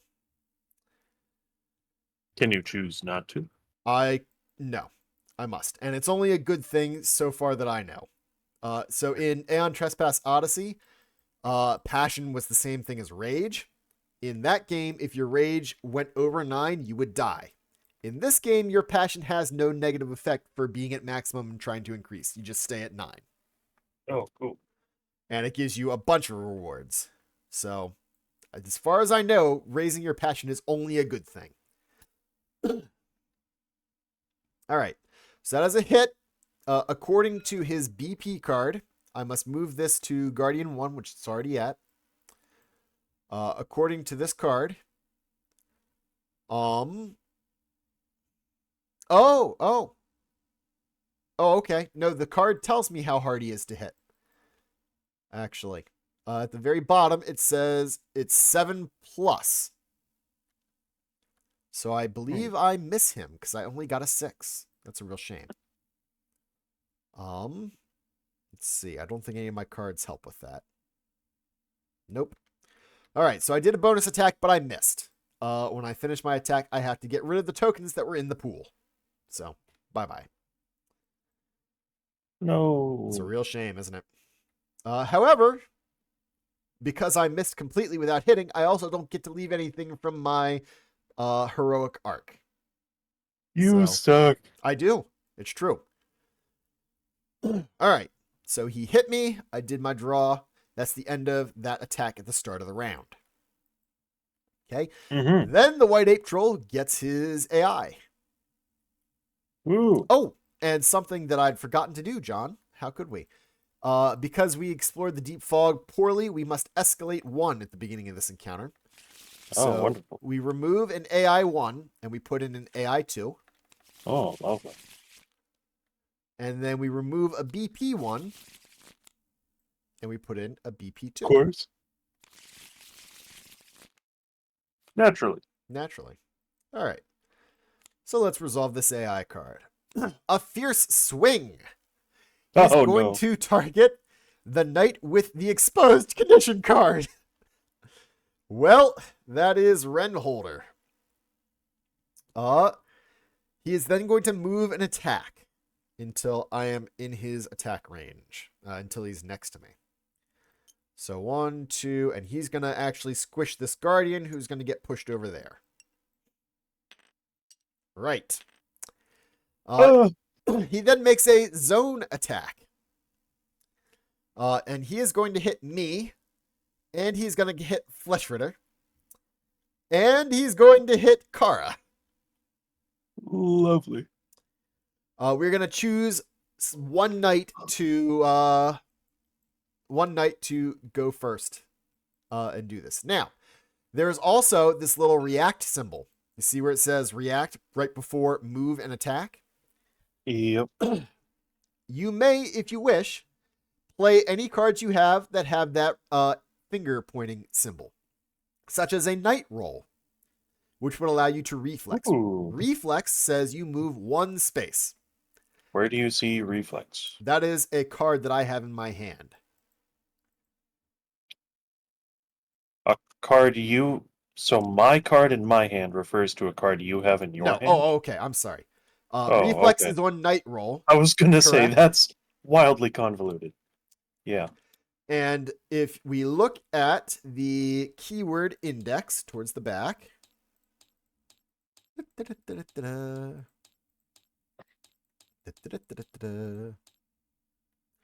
R. Nope, that's PR. Say that's not Reflex. Much better than KDM and their traits are sometimes written. Yes, reflex here says move up to 1 space, and then it's got possible subtypes of advanced or superior reflex, which lets you move 2 or 3 spaces. Unfortunately, if I back up, I'm still in the zone. You are still in the zone. So playing this dodge roll would be bad. Now, Kara, on the other hand... I also don't have the heat for it, because that would also do it. Kara, on the other hand, would like to spend 2 heat in order to night roll. It goes into her cooldown. Whoop. And she gets to reflex, and she will reflex over here. So that she is not in the attack. So it's just me and you. Any preference on who has to dodge it first? Why don't you go for it? Excellent. I thought you'd never ask. So the attack is 2 dice. Normally I would need 7 or better. However, I am exposed. And that gives me -2 to my evasion. So I need 9s in order to evade him. Nice. I did not get any 9s, and I have no heat to re-roll with. So that's 2 hits. This says with 1 hit, I would lose 1 vigor, but with 2 hits, I lose 3 vigor. Ooh. 1, 2, 3, going down to 4. That puts me in the major level. My heat limit stays the same. And then I do a peril check, which is what that little pointing thing means. Knock back 4. So I'm now in major, and I draw a major card. Poisoned. Poison 3, gain 3 heat. Well, I cannot gain any more heat. Let's see what Poison 3 does. Is that part of this?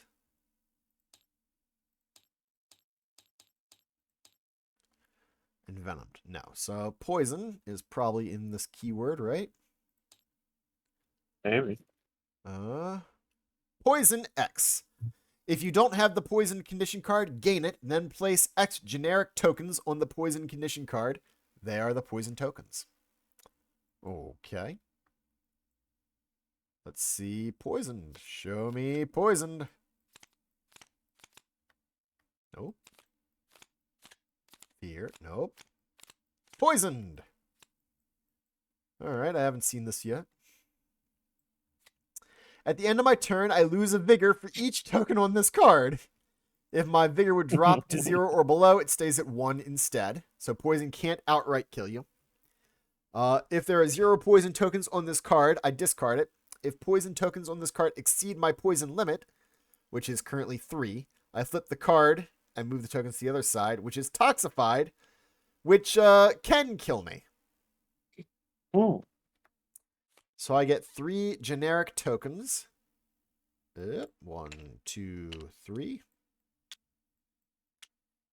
On my poison card. Huh. Bye. I don't know how to get rid of poison tokens either. So that's lovely. All right, so I've been poisoned. I don't have one, but I guess have bought one. I guess that's possible to have been a thing. I might have bought one, but you wanted to have all 5 cards. Thank you very much. Mm-hmm. All right. So that was that attack against me. You made a suggestion I didn't read, and I went along with it. And then I get knocked back 4. So I go flying. 1, 2, 3, 4. Bye. All right. Then it's going to do the attack against you. And you're going to make your 2 dice, but you only need 7 or better to avoid. One of the dice always has to be a white die. Oh, what a shame. Okay, and you don't dodge anything. So you will also lose 3 vigor, and then do a peril check. 1, 2, 3. Peril. So you are in minor level, which means that your heat limit goes up to 5. That's nice. Oh, that is nice. I rebound. I lose 2 heat, and I refresh 1. What does refresh do, Sparky?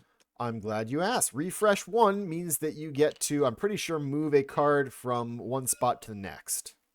Okie dokie. We're going to double check, but that's how we did it last time, I believe. Refresh. Move X cards from the delay area to the cooldown area, or from cooldown to your hand.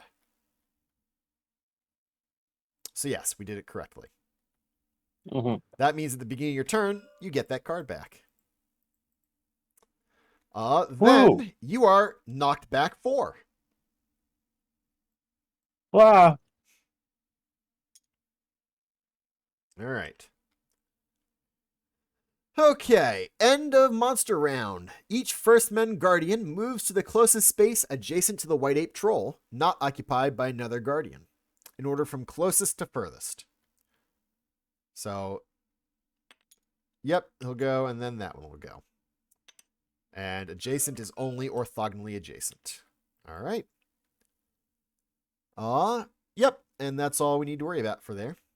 Okay, then it is our turns, finally. Woo. I feel beat up, which is not how I felt against the other monsters, so that's cool. So he has, it's +1 to try, or we've got penalties to hit him. So 6, 7, 8. We need 9s or better to hit the White Ape Troll right now. Ooh. And if he's got all 4 apes next to him, we cannot hit him at all. Neat. Isn't it? So we get to choose one knight to go first. Why don't you play the game? Sure. I will have Renholder go. So at the start of his turn, his refresh happens, so he moves from delay into cooldown. I get 3 heat back. 1, 2, 3. And I hurt. I really hurt. I'm actually going to spend my magic token in order to, my talent says up my sleeve. Once per turn, I can spend a magic token to refresh 1 card. So I'll grab that card from my cooldown back into my hand. Let's see. I need that. I don't need that. I am exposed. That's lovely. I'm gonna have to stay exposed for now, I think. And then, wow, I don't offer a lot of tokens. That sucks. Okay. I'm going to just move over here. And I'm going to make a bow attack against Guardian 3. So I increase my passion to 3. Woo, look at me go. And then I am going to roll my die. I need a 7 or better, we determined. No, I'm going to increase my heat. And try it a second time. There we go, so I hit. Is that a universal thing? You can spend 2 heat to reroll? 1 heat to reroll a d10.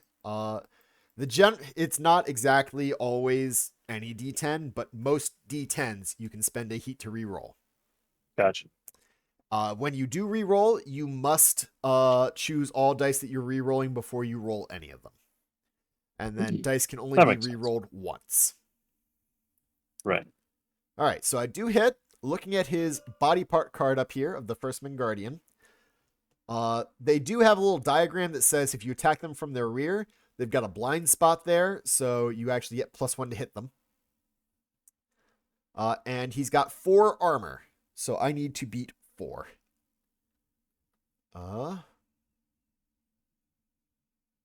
Yeah, okay, that just repeats what the thing says. So when I hit with this bow, I get... Oh, that's interesting. I get 2 red dice for my bow, right? I get 1 red die for being Renholder. And then it also tells me if my vigor level is grave, I would get an extra +1 to hit. Or +1 damage, that is. However, at 4, I am only in the major level and not the grave level. So I'm rolling... Well, take some more damage then, coward. Apparently. All right, I count up the swords I have. 1, 2, 3, 4. If there were any break tokens in the pool, every break token would let me treat 1 chalice as a sword. And that little white dove is called Hope. Some things allow you to turn Hope into other things. Okay. Into hits, I assume. Nothing that I've seen in the demo lets you use Hope, though. But it's there. So my total is 4, which means I successfully wound. According to their BP card up here, when I wound, the Firstman Guardian dies, and I may perform a bonus attack. Ooh. It can be performed once per round per night. However, with this guy killed, so I would move the BP to that, and then it moves to the next one to the left. With that guy killed, I don't actually have the range to attack anybody. Because I have to attack in a straight line. And also in range 4. And nobody's within range 4 or in a straight line unless I wanted to attack Flesh Ritter. So, what? Oh. And he's not even in a straight line. So I need to leave tokens in the pool now. I look at my heroic arc. I had, for level 2 passion, I could have re-rolled one of my red dice. But I didn't need to. I am therefore leaving 3 cantrips and my magic token. So I will put out 3 cantrips. What are cantrips? Cantrips, when a person goes to attack, you decide before rolling the dice, is this cantrip an opening that gives +1 to hit? Or is this cantrip a break that gives you a chalice into a damage? So they're Okay. versatile. That's And useful. that is the end of my turn. Yeah. All right. So that's it for Renholder. Do we want to try and get these other knights to take care of the guardians so you can try the white ape troll? Sure. All right. Kara will attack Guardian 2. Yeah. Let's see. Where's Guardian? There's Kara. Kara has a shoddy pitchfork. She rolls 2 dice, but she's got +1 to hit. It's unwieldy, which means she also has to attack in a straight line, and it's got reach 2. And it leaves an One. opening. Oh, okay. Yes, reach 2. So fortunately, she can hit that Guardian from where she's at. Do you want to roll for her? Or do you want me to? Why not? All Where's right. the dice? Give me your dice. All right. So she's adding, before you roll the dice, so those don't count, Oh, right. we have to decide what those cantrips are. +1 to hit or a chalice into a damage. How hard are the guardians to hit again? We need 7 or better to hit them. That's indicated at the bottom here. Oh. 7 Ugh. plus. And if we do hit them, we need 4 swords. All right. 2 of them are openings. 1 of them is sword Okay. chalices. 2 hits Yes. and All right. then I So need 2 dice, hits. which is red plus red. Wow. So this says that for every die that hit, you get a red die. Oh, for each die Yep. that hit. It's just that all the weapons I've used before have been a single die. So you get a total of 3. All right. So you add it up 1, 2, and you've got 1 break, which turns that chalice into a hit for 3. Her passion raised by 1 when she attacked. However, at the first level, she just gets to leave tokens. If her passion was 2, she could re-roll one of those dice, but it looks like she is missed. Wow. All right. So in that case, we resolve the fail effect on the Firstman Guardian, which I totally remembered to do earlier. The fail effect is to gain the exposed condition. So Nice. she also is exposed now. Right? Let's see. Then she gets to leave tokens. So we clear out everything that I had left. Yeah. And she's going to leave tokens. Her heroic arc says she can either leave a break token or she can leave an opening and she can reposition herself 1 space. I think we're going to leave a break token. And she'll stay there. And then is she able to do anything else on her turn, or is it just She can like move attack? if she wishes. Oh, okay. So on your turn, you can move or attack. Yes, they are move or attack actions. So certain things might say one or another. And in this Can case, you do both? Yes, you can do both. You Okay. generally do both. Not always, but generally. And you can also play your cards. Some of them, like Kara's Sprinting Charge, says to play it, she spends her move and attack action and 2 heat, and she gets to rush. Rush is a keyword that lets you move a couple of spaces and then attack. And usually you get a bonus like an extra break or something. Let's see. So she could stand up. Cool. She can spend 2 heat to gain a speed, but that won't really help. And she does get her night roll back. Okay, so yeah. Well, she could reposition by you spending her movement, or she can spend her move to get rid of exposed. And I kind of feel like she's going to get rid of exposed. Because nobody likes that card. Sir Sanch. So here's the deal, John, right? The white ape troll regenerates, right? Yep. If we hit him, we get rid of the thick skin card, but it doesn't wound him. Yeah. So, do you want... Kill the monkeys. Okay. So Sir Sanch will kill a monkey. He will move over here. He will increase his passion. And he will attack with his broken sword. Oh, sorry. Kara also happens to leave an opening token because her weapon leaves an opening token. That's why her shoddy pitchfork says opening 1. Sir Sanch attacks with 2 dice.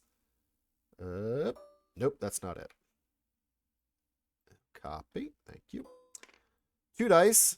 He's got a +2 to hit, and the opening gives a +3 to hit. So in order to hit this monkey, he needs to roll a 4 on either of these dice. And he's got 2 hits. For each hit, he gets a red die, and he gets a red die for being Sir Sanch. So now he needs to try and get, with 3 red dice and 1 break, he is hoping to get a 4. 1, 2, 3, and 4. So he successfully wounds. The first time that he successfully wounds, he gets to perform a bonus attack. Once again, unfortunately, he is not in a good position. See, Kara was in an excellent position for that because she could have hit the white ape troll. Sir Sanch, not so much. So this guy is gone, and we move that along to number 1. All right, but we clear out these tokens. Sir Sanch leaves an opening from his sword. And then his peril arc says, let's see, he can leave a break or an opening, and whichever one he does, he also gets to reposition himself, I assume. I'm going to have to look at some of these keywords at some point. Symbols, that is. Because I'm not seeing you here. Show me what it looks like. None of those. Cool. Oh, well. Yep, I'm going to go with that's reposition. So he is going to leave a break. Yep, there we go. And he will move himself. So he will get a bonus attack. Because when he gets over here... Oh, you don't have to do it. So right. Anytime, so as part of the attack he moves, then he immediately gets bonus attack. I've kind of glossed over a lot of the specifics of how these steps go in attacking. What happens is you declare who you're attacking. You declare the weapon you're attacking with. You make the attack roll. Then you've got your... If you hit, you have your first ability window. Very few things can be used in that. Then you reveal what you're going to be hitting, so the body part card. Then you make your power roll. You determine whether you hit or not. If you wound it, then you resolve their wound effect or their fail effect, whatever you do, right? If that effect includes an attack, you say, okay, this comes when I'm done my attack. Then you finish by doing a clearing of all tokens in the pool, then a second ability window when you leave tokens for other people, and then you're done. And any queued extra attacks like this bonus attack would then happen. Right. So because his second ability window allowed him to reposition 1, which is move 1 after an attack, he moves up and he gets to attack the white ape troll. So he raises his passion again, and he tries to hit. This white ape troll has a single guardian next to him, so we need a 7 or better to hit on 2 dice. I have 1 opening in the pool, and I also have a +2 accuracy from my sword, so I need 4s again. That is a hit and a crit on the white die. So what's a crit do? Normally, body part cards like this one up here will have an effect that says critical. So if you get a crit and you successfully wound it, instead of doing a wound or fail reaction, you do the critical reaction. Usually it's a really good thing. However, this guy has thick skin. So let's see what thick skin says. 4. We need to get a 4 or better. And if we if you get 7, yes, you get a bonus attack. If we get 7, Perfect. We get a bonus attack. That is correct. I'm glad you understand how overpower works. In addition, apparently, The critical says that we put this card next to the BP tech and we flip it over to the backside and we get another bonus attack. So we could Whoa. potentially get 2 bonus attacks, but it's highly unlikely to get 7 on 3 dice. In Wait, fact, it's so impossible. the critical, Yes. wouldn't this just happen because of the... Oh, so he has to wound... I have to get at least 4 in order to successfully critical. Gotcha. Okay. If I get 7, Easy I enough. also get the overpower bonus. So you would get 2 more attacks? Yes. However, That's awesome. the red dice, the best that they've got is 2 swords or a sword and a chalice. So the most you can get on Yeah. any single red die is 2. Yeah, you're And not I've only getting got 3 dice. overpowered, but you Right. have crit him, so... Correct. So if I can get at least 4, 1, 2, 3, 4, 5. All right. So that is a Man. critical. So instead of wounding him, this goes to the side and we flip it over, Yep. but I get another bonus attack. Mm-hmm. Cool. And Kill then him. when you come in, you should be able to wound him. All right. So I clear all those tokens. I then put in an opening from my sword. Yeah. My heroic arc says that I can re-roll one of my power dice, my red dice, which I didn't need to worry about. And I can also leave an opening or a break and then move 1. I will leave a break again, but I am not going to move because that would put me out of range. What is second chance, by the way? Second chance. So anytime you draw one of these Mortis cards, you can use second chance in order to shuffle the card back in and draw again. Okay, cool. This is especially useful if, say, you're drawing a Judicium card, which is 50-50, you live, you die. Yes, I think I would like to re-roll those ones. Yes, I can see why. All right. Sorry, I got distracted. Anyways. Okay. So my bonus attack, my passion raises to 3 now. And I'm going to roll my dice. Once again, I need a total of 4 on these dice to wound. And I got 2 hits. To hit, not to wound. This time, because Thick Skin is no longer on top, I draw the top of the BP deck.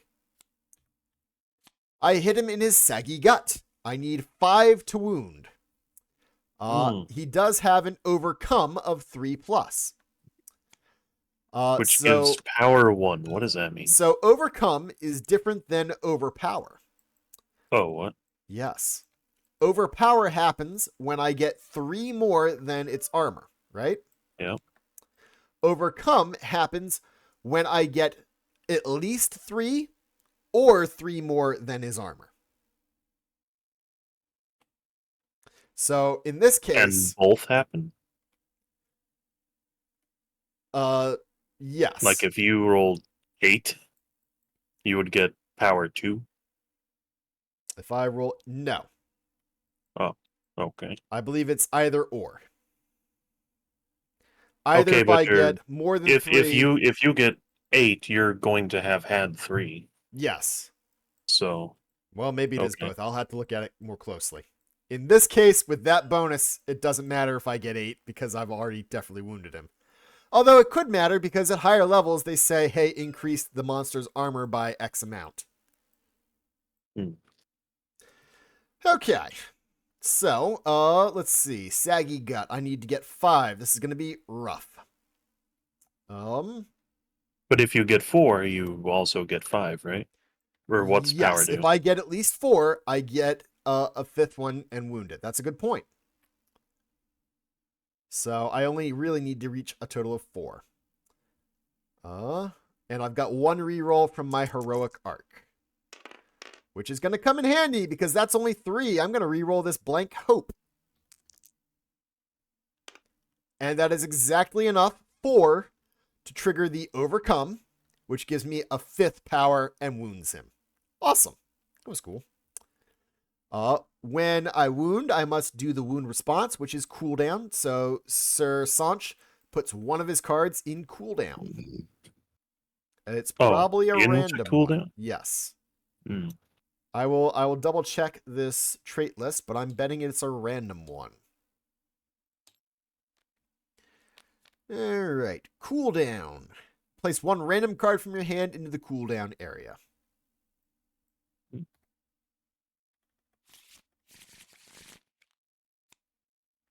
There goes his bulwark.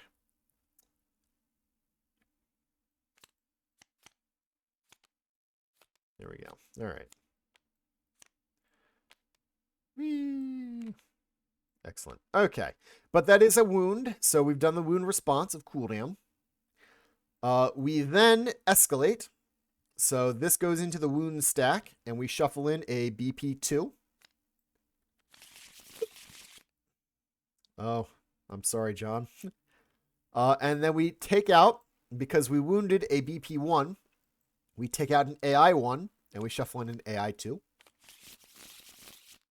And we get rid of all the tokens in the pool. Sir Sanch then leaves an opening from his weapon. And his heroic arc says he gets to leave his choice of an opening or a break. So we will. Which would you prefer to have? He currently needs a 7 to hit him plus minus anything on your weapon. Your weapon's giving you nothing. It's also going to be a BP2, which is probably a higher amount of armor to get through. How does my axe work? I roll 1 dice. Yes. If you hit, you get 1 black die, plus your red die from being Flesh Ritter, plus 1. plus 1 extra power. And I have a break. And what's commit do again? Break 1 only comes into effect when you're leaving tokens. Okay. And then what's commit? Means that you have to spend a heat in order to attack with it. Okay. And then because I have yellow clue, I get plus 1 chalice on every result? I thought that might have been what happened, but apparently those are for using weapons that squires have equipped. Oh, okay. I was also very confused about that for a while until... Wait, what was commit? Commit is you spend a heat in order to attack. Oh, gross. All right, so yeah, would you like more break or more opening? I leave 2 tokens of your choice, basically. 1 of each, why not? Okay, so you will have a total of 2 openings and 1 break. And that is the end of Sir Sanch's turn. He also got to reposition himself 1 space. Which leaves us with just Flesh Ritter. 1, 2, 3, 4. He's got enough movement to get over there, too. So at the start of my turn... Uh-huh. What do I do? At the start of your turn, you get 1 card from your cooldown area. Wow. You reduce your heat by 3. Yeah. And then you get to take your combat, your movement, or your card playing action. Now, something else that I haven't mentioned about the cards so far, John, is each card has a symbol in the top left. Yep. So, for instance, my second chance, I can choose to use it for its effect. And that effect for this card is to put a break token in the pool. Or instead, I can just use it for that effect. Right? I also have several that allow me to re-roll my power dice. In fact, the first one I showed you is the only one that puts a token in the pool. Now, I wouldn't really want to do this because I have to discard it. The X through means discard, and I don't get it back until the end of the encounter. All right, what's rush? I'm glad you asked. Let's move our keyword search over to rush. Rouse, pull, rush. You move with 1 extra speed, so up to 5. And melee or reach attack with auto break 1, which means you add a break. Auto break means that you get the break before you attack. You must move at least 3 spaces, and you must reach your target via the shortest possible path. Stop when you're in the effective range of your active weapon, and then there's a couple of different... There's 1 different type of rush as well, a subtype, improved rush. So you get to add an extra break in the pool, and you move a little bit further. All right. I'll save that for later. Okay. All right. I'm going to move, but I am slimed. Ooh. Where is a chalice dice? A black die. Okay. Increase your heat by 1. No. But then, when you move voluntarily, you discard this card and gain a temporary speed token. Yippee. Which means that the next time you voluntarily move, you get to move 1 further. Woo. All right. Are you going to attack? I'm going to attack. Raise your passion. I raise my passion. Yes. Then I make my single die attack. What's his AC? 5? 7. It's normally 6. And then Normally 6 plus 1, but I have 1 2 for the openings, monkey. so it's 5. Yes. I got you now. Yeah. 2. Oh. Not good. But I can spend a heat to re-roll Yes, it. you can. Aha. Aha. And I got that's him on exactly a 5. enough. All right. So you get to reveal the next BP card. Woo. Monstrous head. Ooh. 6. Oh boy. It's not impossible. No, Well, actually, if I I think get it a is 5, impossible. I simply get it. So Yes, I if you don't know get why 5. they So it is bother putting a possible. 6. It is possible. All right. So you need a total of 5 in order to beat him. Yes. You And I correctly have a identified your break. dice. Yes, you've got 1 break. A second one would have been really helpful Plus, here. I just innately have another break. That's correct. So you only need to get a total of 4 on those dice now. I only need 3. Of 4. Or, yeah, 4. Yes. Wow. 1, 2, All 3, right. That'll 4, do it. 5, 6. 6 Die, plus monster. a 7th from the overcome. So you correctly wound it. You will gain the exposed condition card. That's fine. Here you go. And you get rid of slimed. Whee! Woo. All First Men Guardians will move 5 spaces towards the White Ape Troll until adjacent, but they're already there. Then we are going to escalate, or we're going to wound and escalate. So this guy goes into the wound stack. Because he was a BP2, we put in a BP3. We then remove an AI2, and we put in an AI3. All right. Unfortunately, there's only 1 on top. Head.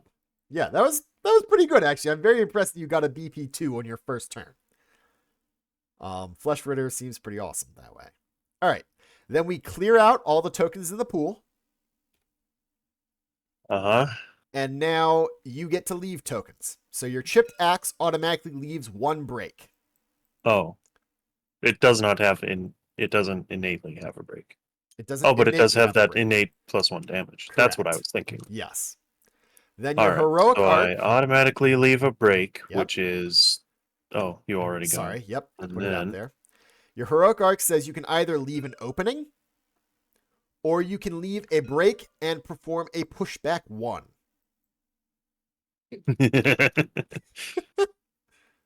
That's pretty cool. I'll leave another break and push him. Okay. Another break and pushback 1. Squishing him into that monkey who gets displaced behind. That is correct. You also move forward with the pushback. Oh, that's cool. Yes. All right. That is the end of your turn, unless you'd like to play any cards. Nope, I'm good. Okay.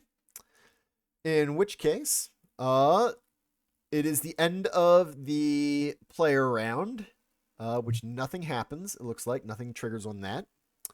So at the start of the monster round, we place the Thick Skin BP card on the top of the BP deck. Yep. All right. So that goes back on top. At the start of the monster round, we spawn 1 Firstman Guardian. And that is going next to a tree, a mangrove tree. So Guardian number 2. It's going to spawn next to this tree, I guess. Then we check which Firstman Guardian has the BP card, which is Guardian 1. That Firstman Guardian performs a coordinated attack, and we pass this over to 2. So, coordinated attack, this guy in the back is going to target the closest knight without the exposed condition card. These guys, according to their BP card, have advanced bypass. Advanced bypass means that they can move through other figures.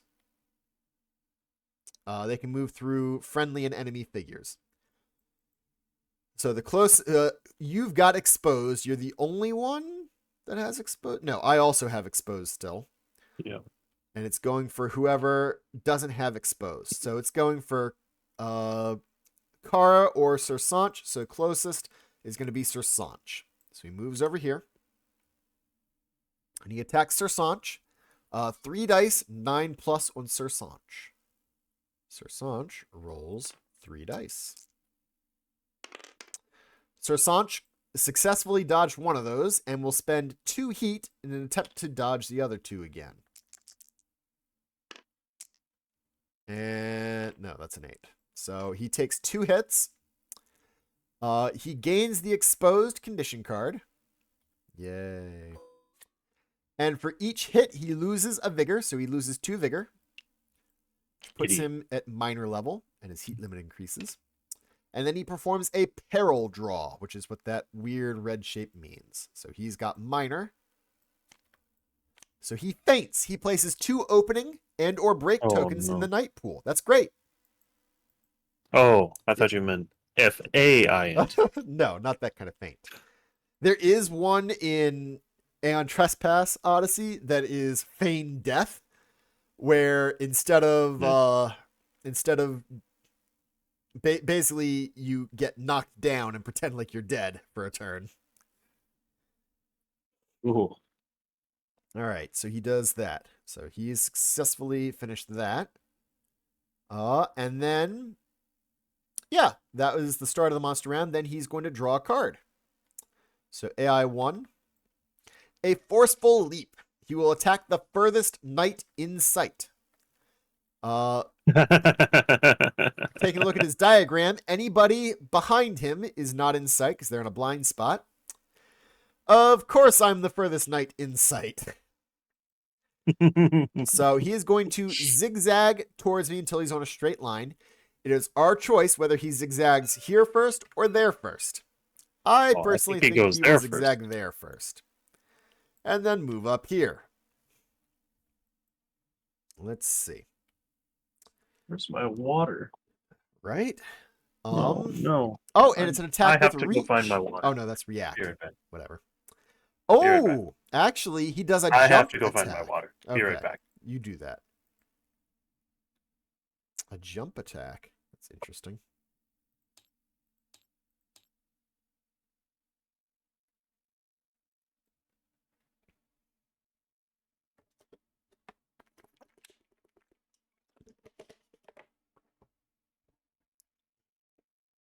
I'll pull it up in my PDF. Let's see. Jump.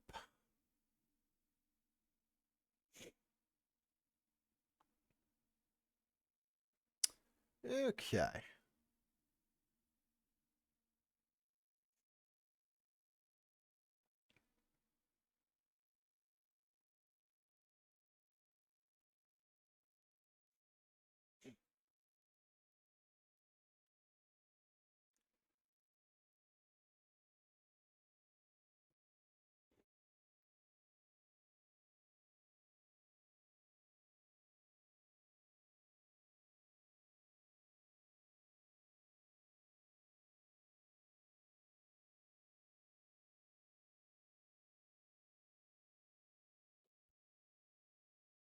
See you later.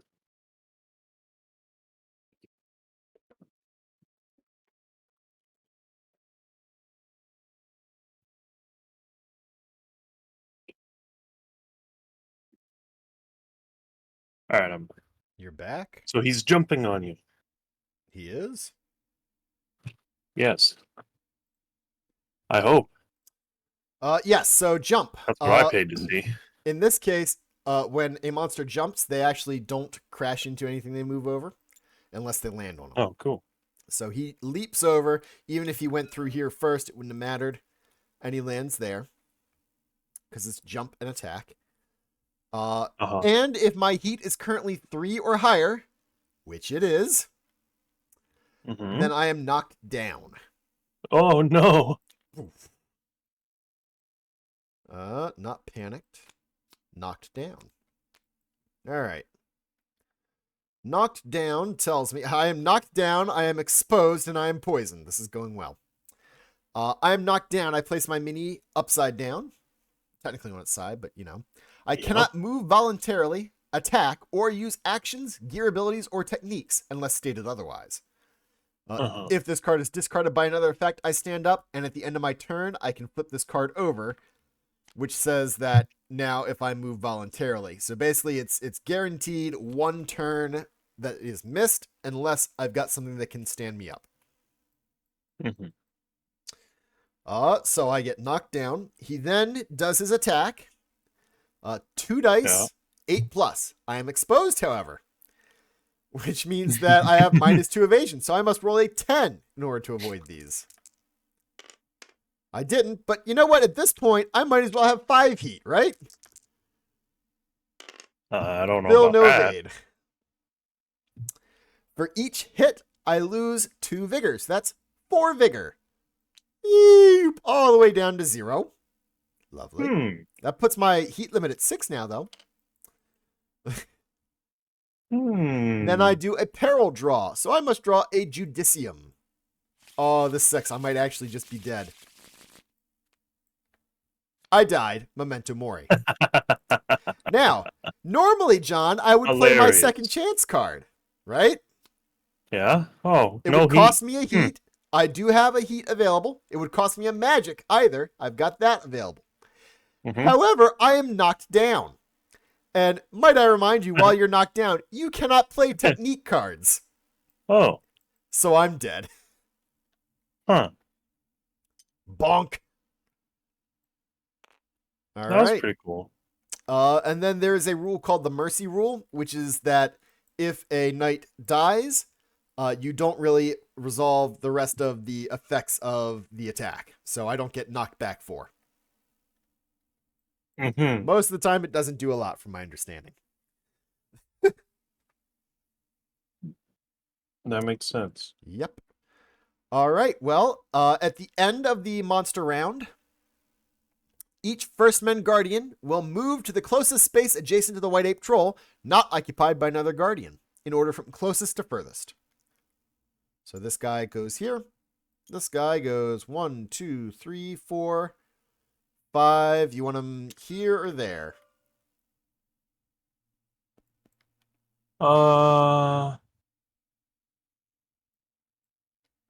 Doesn't matter. We'll put him here. Actually, we'll put him there. Actually, here is good. Well, he can't be there. I like him there. He has to be here or here.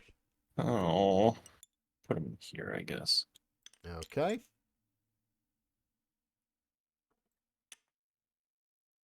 No, technically he'd be like that. All right. So his back is to us. How about that? Okay. It's the Knights round. Cool. Who would like to go first? Oh, me. You. Me. You. Gonna kill this monkey. Which monkey? This monkey. All right, that monkey. Would you like to move, say, here so that you're in his blind spot? Directly behind him? That gives you +1 to hit. Yeah, but then I can't move after that, and then I can't get a bonus attack. I see which... I get it. Yep. Good plan. Yeah. So I'm gonna go here. All right, your passion goes up by Kill 1. the monkey. My passion goes up. What does this do? That it means that I get to reroll a dice. You now get a reroll for a power die. Also, at the start of your turn, your heat decreases by 3. What's the AC of the monkeys? The monkeys are 7. Ooh. I'm going to move your heat down to 0 for you. Ooh. I would suggest using heat to reroll. I think I will. No good. All right. In Is that there anything case, else I can do, like spend a card or something? not unless that card allows you to re-roll or treat a miss as a hit or something like that. Can I play this one To stand up, for its effect? to re-roll a power die. Oh, yeah. Well, Yeah. guess that was my turn. All right, so you lose your speed token because you've used that. Yep. So we'll delete that. We clear out the night pool. It empties, and you do not get to refill it because you didn't hit. Cool. I gave you all of that, and you wasted it on 2 4s. If you'd been in his blind spot, might I mention, you would have hit. Yeah. What do you do? Not that. All right. So that was you. Do you want one of the other? Sir Sanch can only move 3, so he can't hit anybody. Wow, he stinks. So Sir Sanch is going to move 1, 2, 3. He is going to get rid of his exposed card by spending his combat action. Then he is going to. Well, he gets this card back at the start of his turn, and his heat goes down. Then he is going to.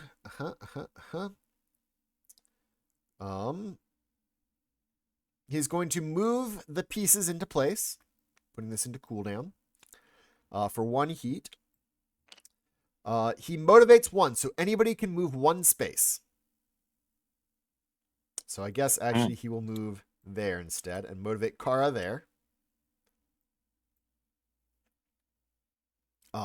Then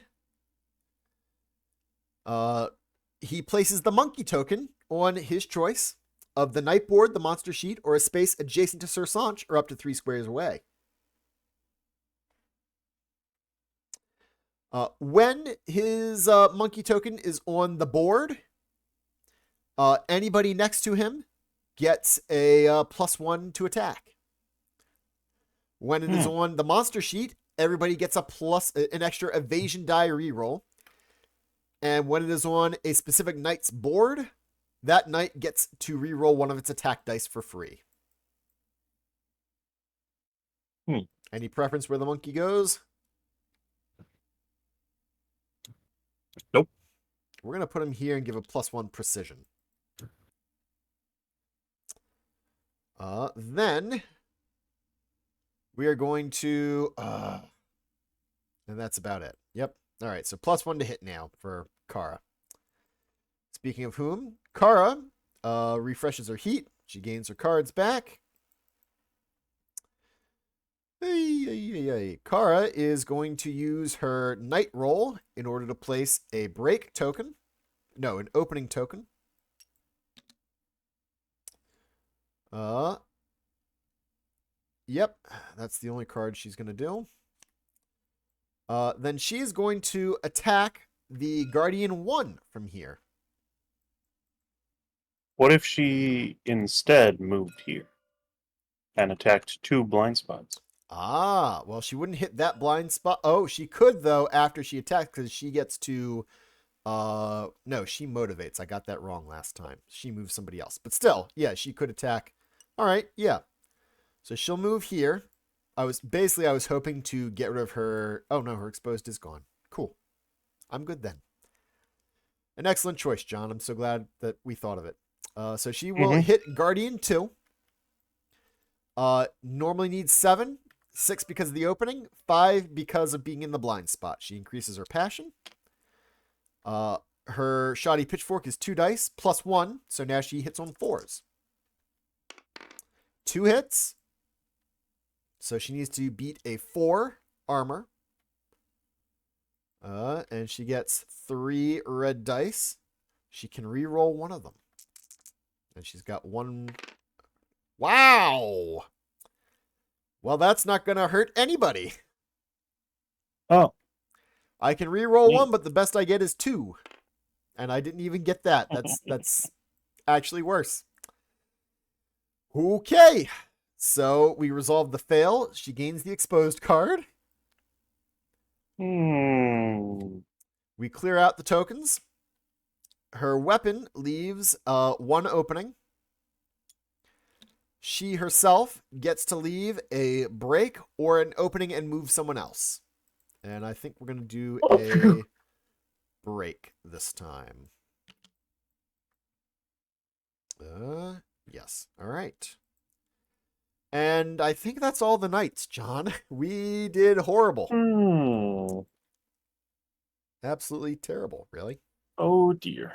All right. Regeneration. We would put the BP card back on top, but it's already there. Mm-hmm. We spawn a new First Men Guardian. So number 3 gets spawned over here. Then we figure out which one has the BP card. It's Guardian 2. That guy performs coordinated attack. Closest knight without exposed. No exposure on Sir Sanch. Everybody else is exposed, so he goes for Sir Sanch. All the way in the back. We'll put him here. Where little Sir is. No, he's standing on the monkey. The monkey's on the monkey. Monkeys on monkeys. All right. Yes. Then he's going to attack, giving the exposed condition. Again. Sir Sanch, would you like to roll his 3 dice to dodge at 9 or better? Sure, where's the dice? Right there. There they are. Wow. Would he like to spend any heat? I don't know. What's his heat at? He's got 3 available. Oh, he would love to spend heat. He'll spend 3 of them. Excellent idea, I guess. I still don't know exactly the best way to do it, but I feel like that's a good one. That's 1 dodge. Hey. So 2 hits. He loses 2 more vigor, putting him at 6. 6 makes him the major level, which increases his heat limit.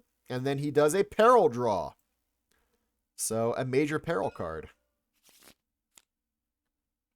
A show of willpower. He discards a condition. Woo! All right. Get rid of exposed. Excellent. Very nice.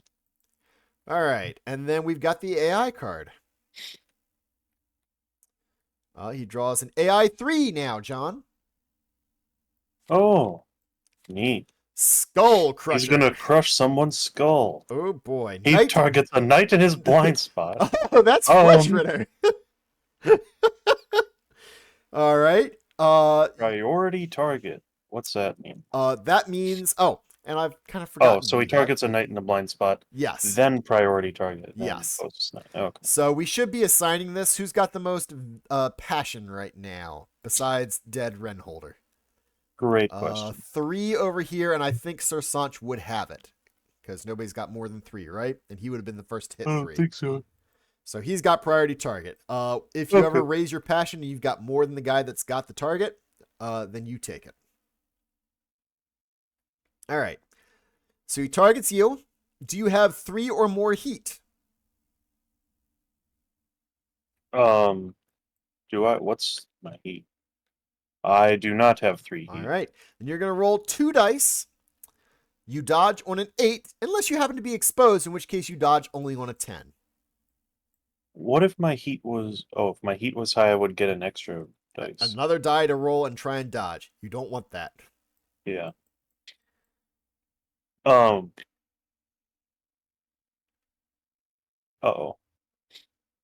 So wait, I'm rolling 2 dice and I need 8s. Normally you would need 8s, but because you're exposed, you need 10s. Do I have any way around this?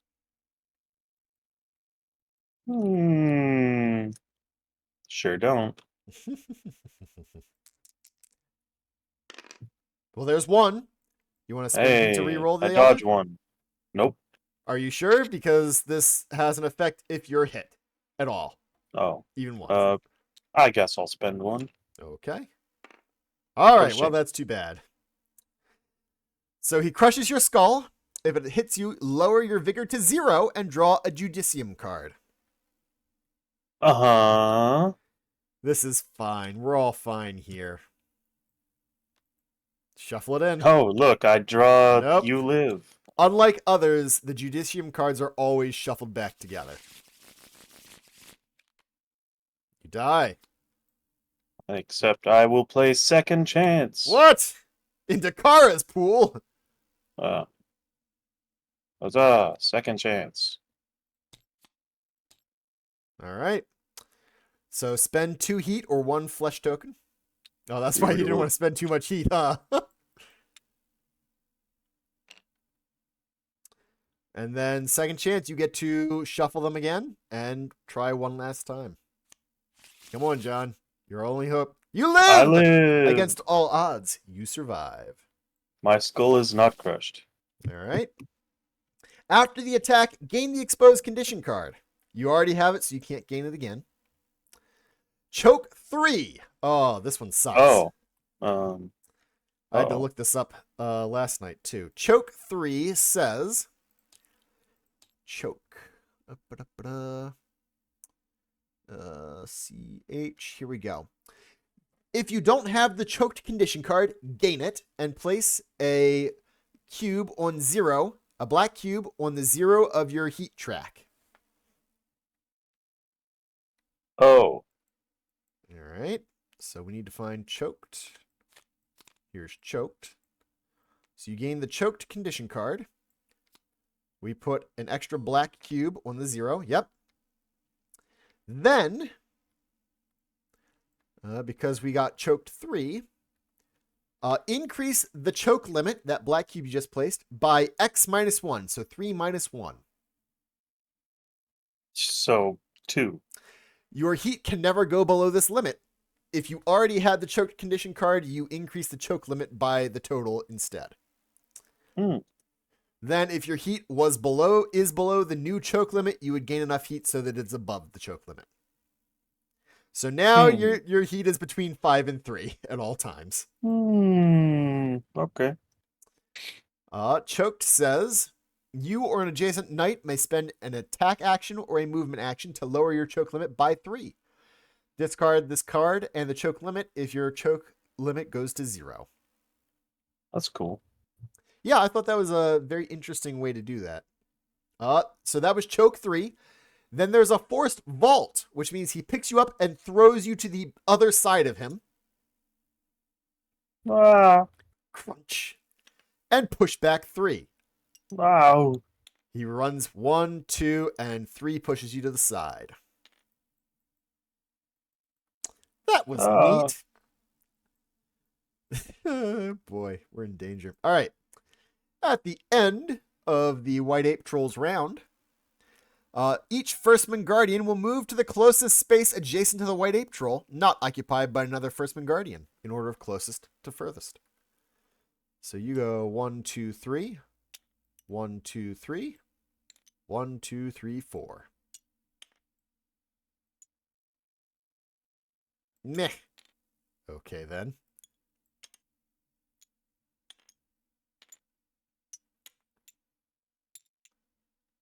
Wow, he really does not want to stay there. Okay, that'll work. What a fiddly square. This is fun. We have got him almost to half health. Nope, he is at half health right now. Oh, and that moves over to the 3. Okay, cool. All right. Do you want to go first? Or you want to have one of the other knights go first?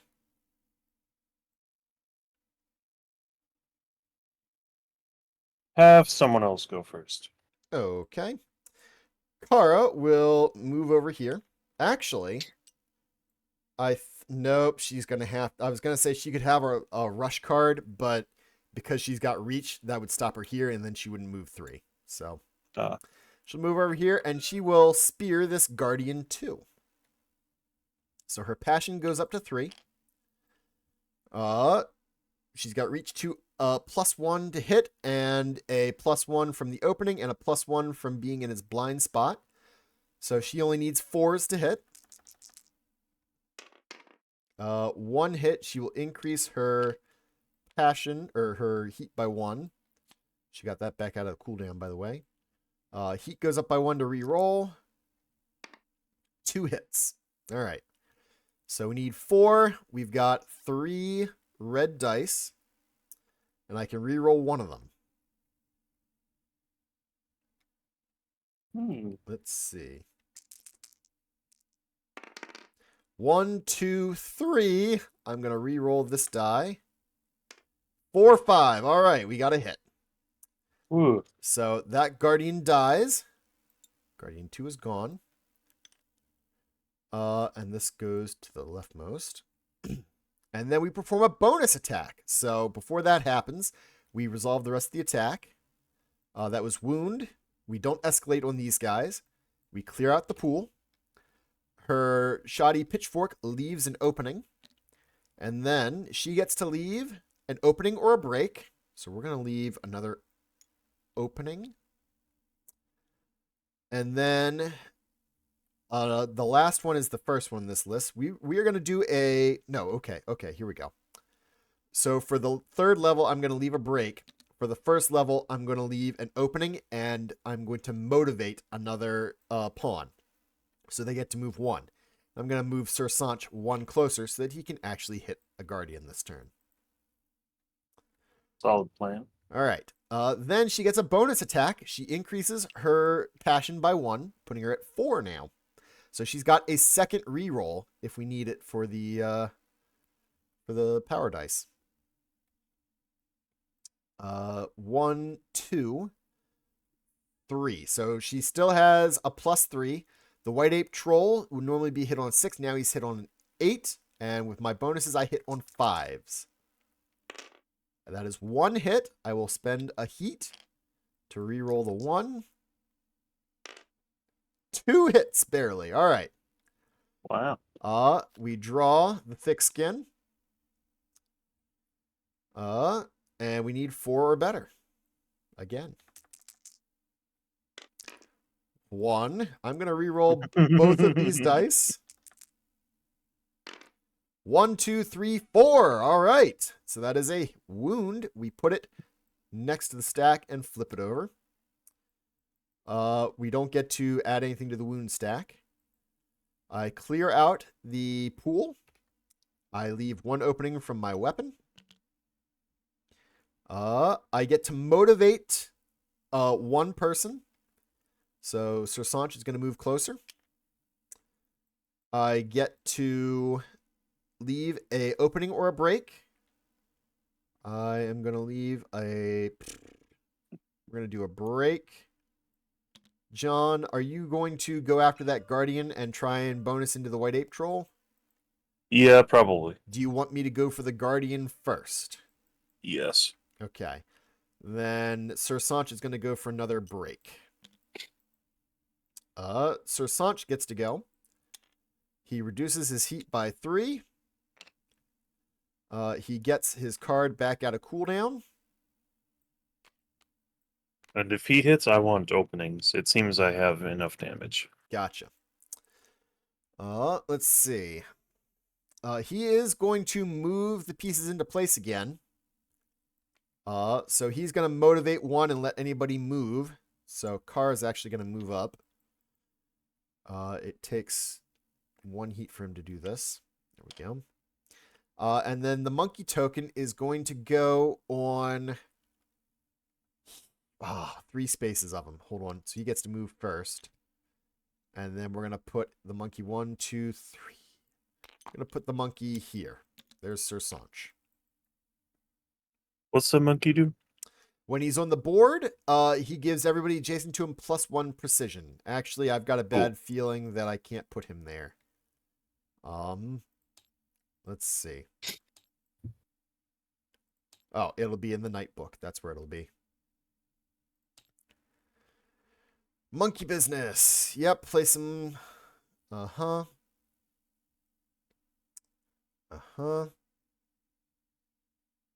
When he's on the clash board, he does not occupy spaces. All right. But if anything would be placed on him, displace him to the closest empty space. Okay, so I don't think he... Okay. All right. So, yeah, it sounds like he cannot be on something, and if something goes on him, he moves. So, 1, 2, 3... Yeah, I can't get him next to you. All right. In that case, I will put him on the monster sheet. No. If I put it on you, yeah.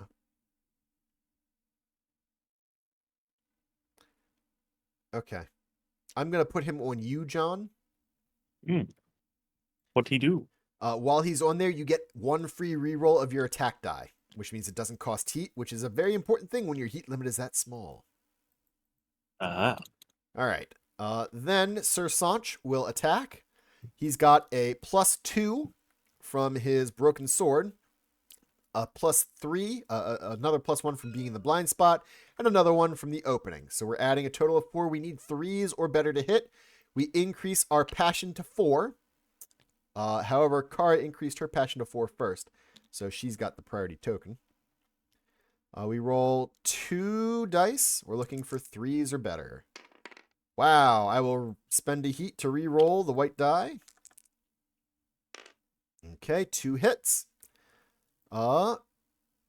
Yes, so I need a 4 or better. We get these dice. I have 2 re-rolls now.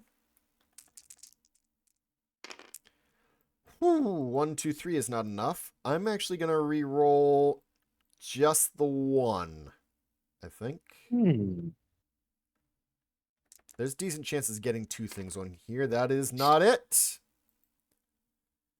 All right, well, I did Okay. not wound him, so I gain exposed again. That's a shame. But at least you hit him. Yes, so I clear the tokens, but I do get to put more tokens back. The weapon gives an opening. Then I get to leave.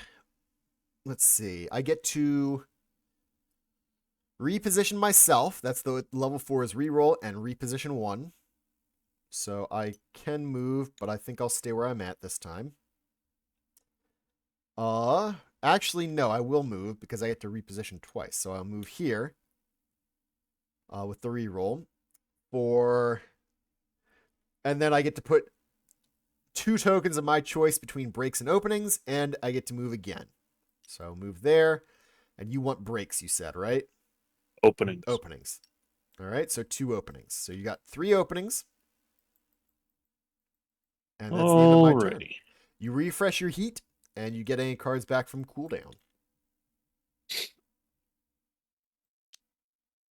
So my heat goes down to 3. I like how you put the monkey head on. Yes, down to 3. And then I'll spend my...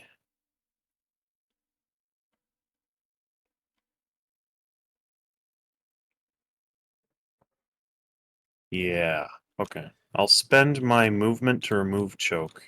Okay. All right. Yeah. It's pretty good.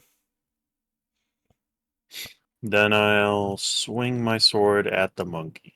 Okay. The little monkey, I assume. The little monkey. As one does.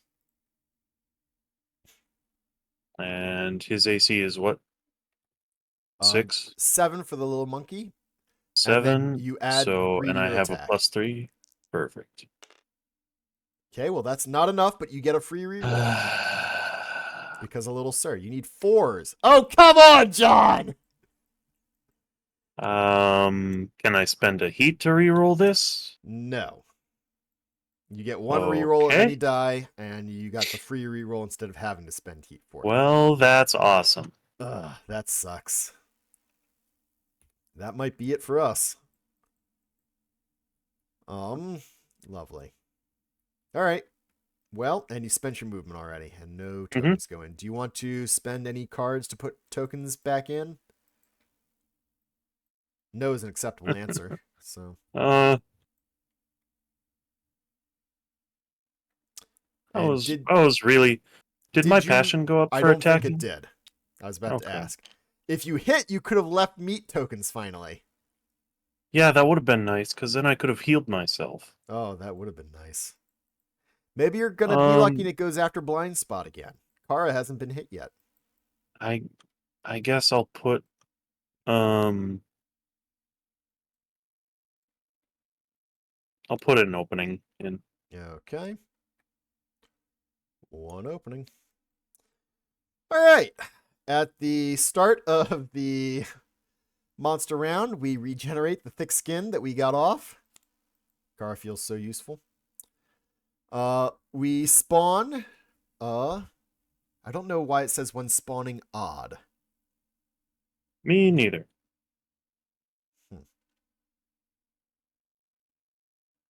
I don't Maybe know. it's just pointing out how strange it is. Could be. All right. We spawn a new Firstman Guardian. He goes next to a great mangrove tree, closest to the white ape troll. So number 2 comes out, closest to the white ape troll. So that's here. All right. Then we check who's got the BP card. That one attacks. So this is Guardian 1, who is right here. He's going to choose the closest knight without exposed. You have exposed. You have exposed. You have exposed. So instead he goes after the closest knight in sight. Sir Sanch is in his blind spot, so he can't see him. Oh, John. He attacks you, John. 3 dice. 9 plus. You're exposed. So Is you there need... Sanch in his blind spot? Yes. If you look Sir up Sanch here. is here. Yes. Oh. Oh, the monkey's blind spot. Yes, the little monkey's blind spot. So the little monkey is going to attack you. 3 dice. You need 9 plus normally. You're exposed, so only natural 10s will get you out of this.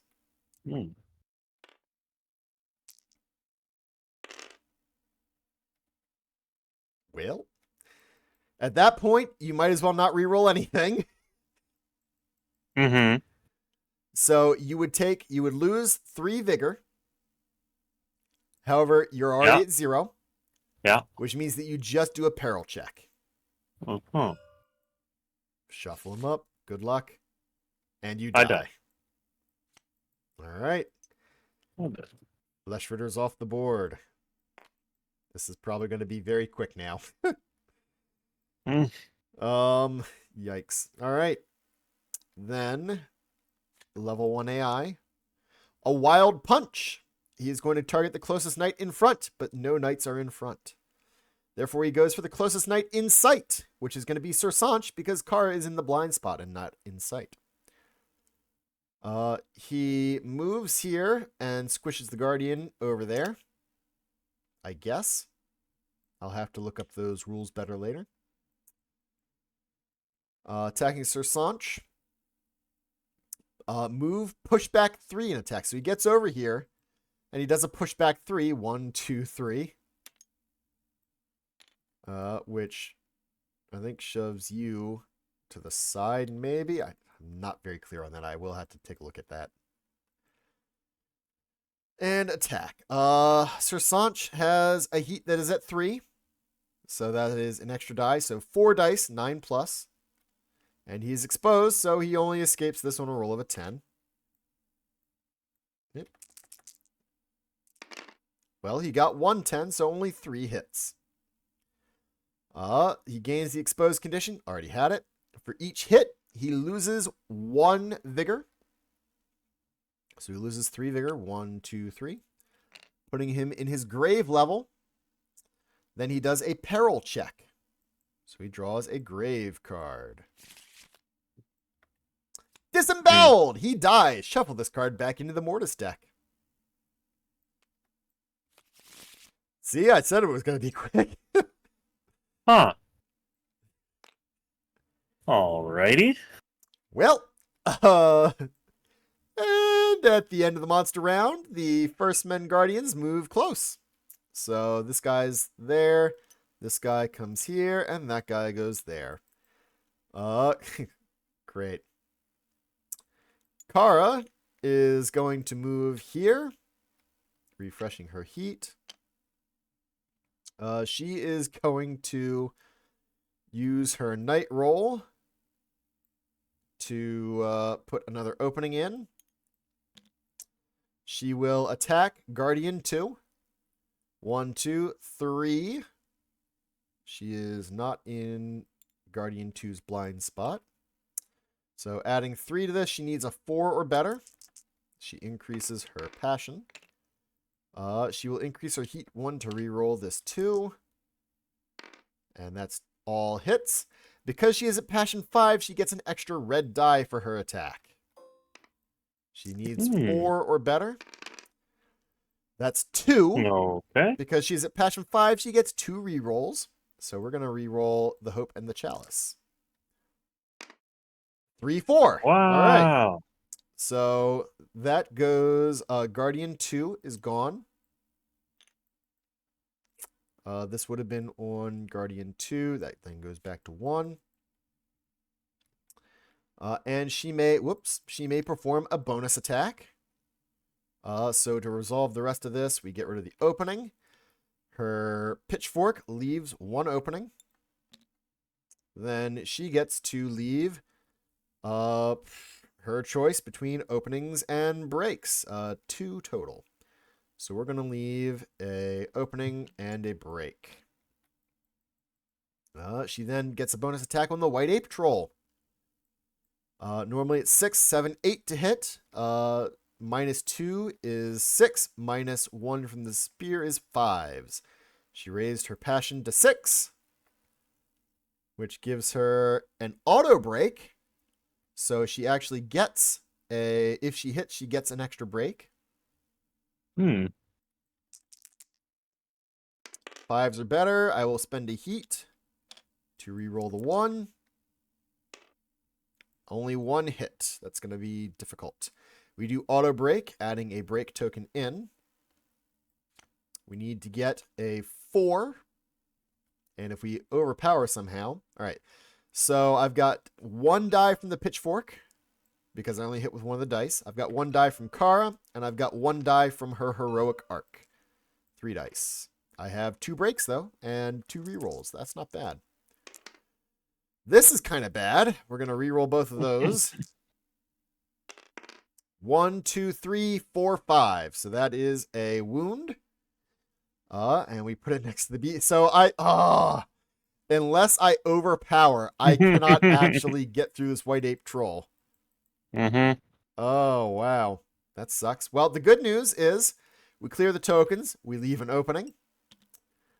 Then we get to add 2 more openings from the final level of the heroic arc. And in that case, I will leave 2 break tokens. Like that. Kara, by the way, still untouched. And then it is the White Ape Troll. At the start of the monster round, Thick Skin goes back. We spawn another White Ape Troll. Right there. Mm-hmm. Then Guardian 1 is going to go, and we'll pop up behind Kara. We'll attack with 3 dice. She is exposed, so she needs 10s. 1, 2. Nope, that's not the right die. 1, 2, 3. We dodge none of them. We take 3. 1, 2, 3. Which raises our heat level to 4. We draw a minor card. Thrown off balance. Exhaust all of your exhaustible gear. If nothing was exhausted, knock down instead. Oh, lovely. Oh, So nice. this gear cannot be exhausted. So she is knocked down. Which is here. There we go. Put that right over there with exposed. All right. And then the White Ape Troll does a Roaring Stomp zone attack, targeting the closest knight in sight. Then doing a pushback 3. So 1, 2, 3. 1, 2, 3, like this. He ends like that. And then he does a zone attack. 1, so everything 1 space away, every enemy at least. Oh, great. That's lovely. So for each, let's see. Yikes. Yeah, Yep. so because you have 2 heat, it's difficulty 8 instead. Yes. Instead of 6, which makes it 10 because of exposed. 4 dice. Nice. Nope, that's a knockdown.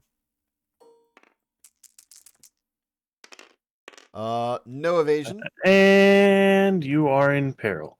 1, 2, 3, 4. 1, 2, 3, 4. And Puts you me get at knocked down brave. again. I cannot be knocked down while I'm already knocked down, so screw that. And I Oh, must I thought make he would just a like crush grave your legs or draw. something.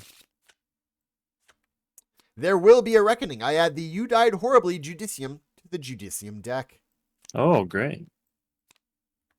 What's the difference between you died and you died horribly? Well, when you die horribly, it's just an extra you die for now. Oh, okay. Yep. So in ATO, they've got these that say resolve a special event if you die to this card. Yeah. So I don't know if they'll do that in the full game of this or not. But yeah, that's a reckoning. That's a reckoning. All right. And then, yes, knocked down. So that's the end of his turn, at the end of which all the monkeys gather around. Then Kara, on her turn, she refreshes heat. She draws a card back.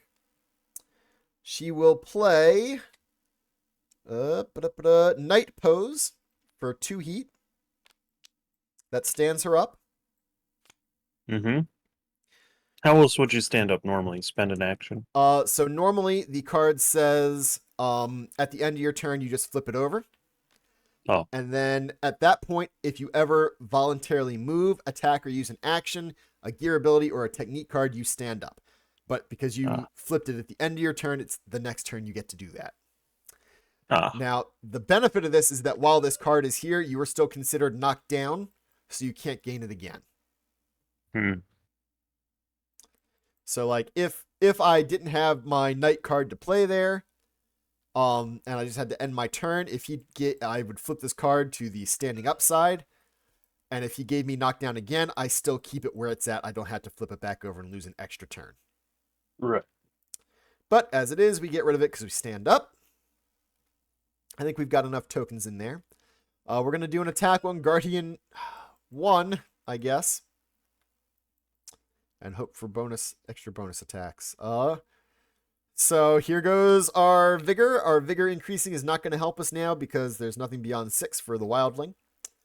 +1, 2, 3, 4. And this is not the blind spot.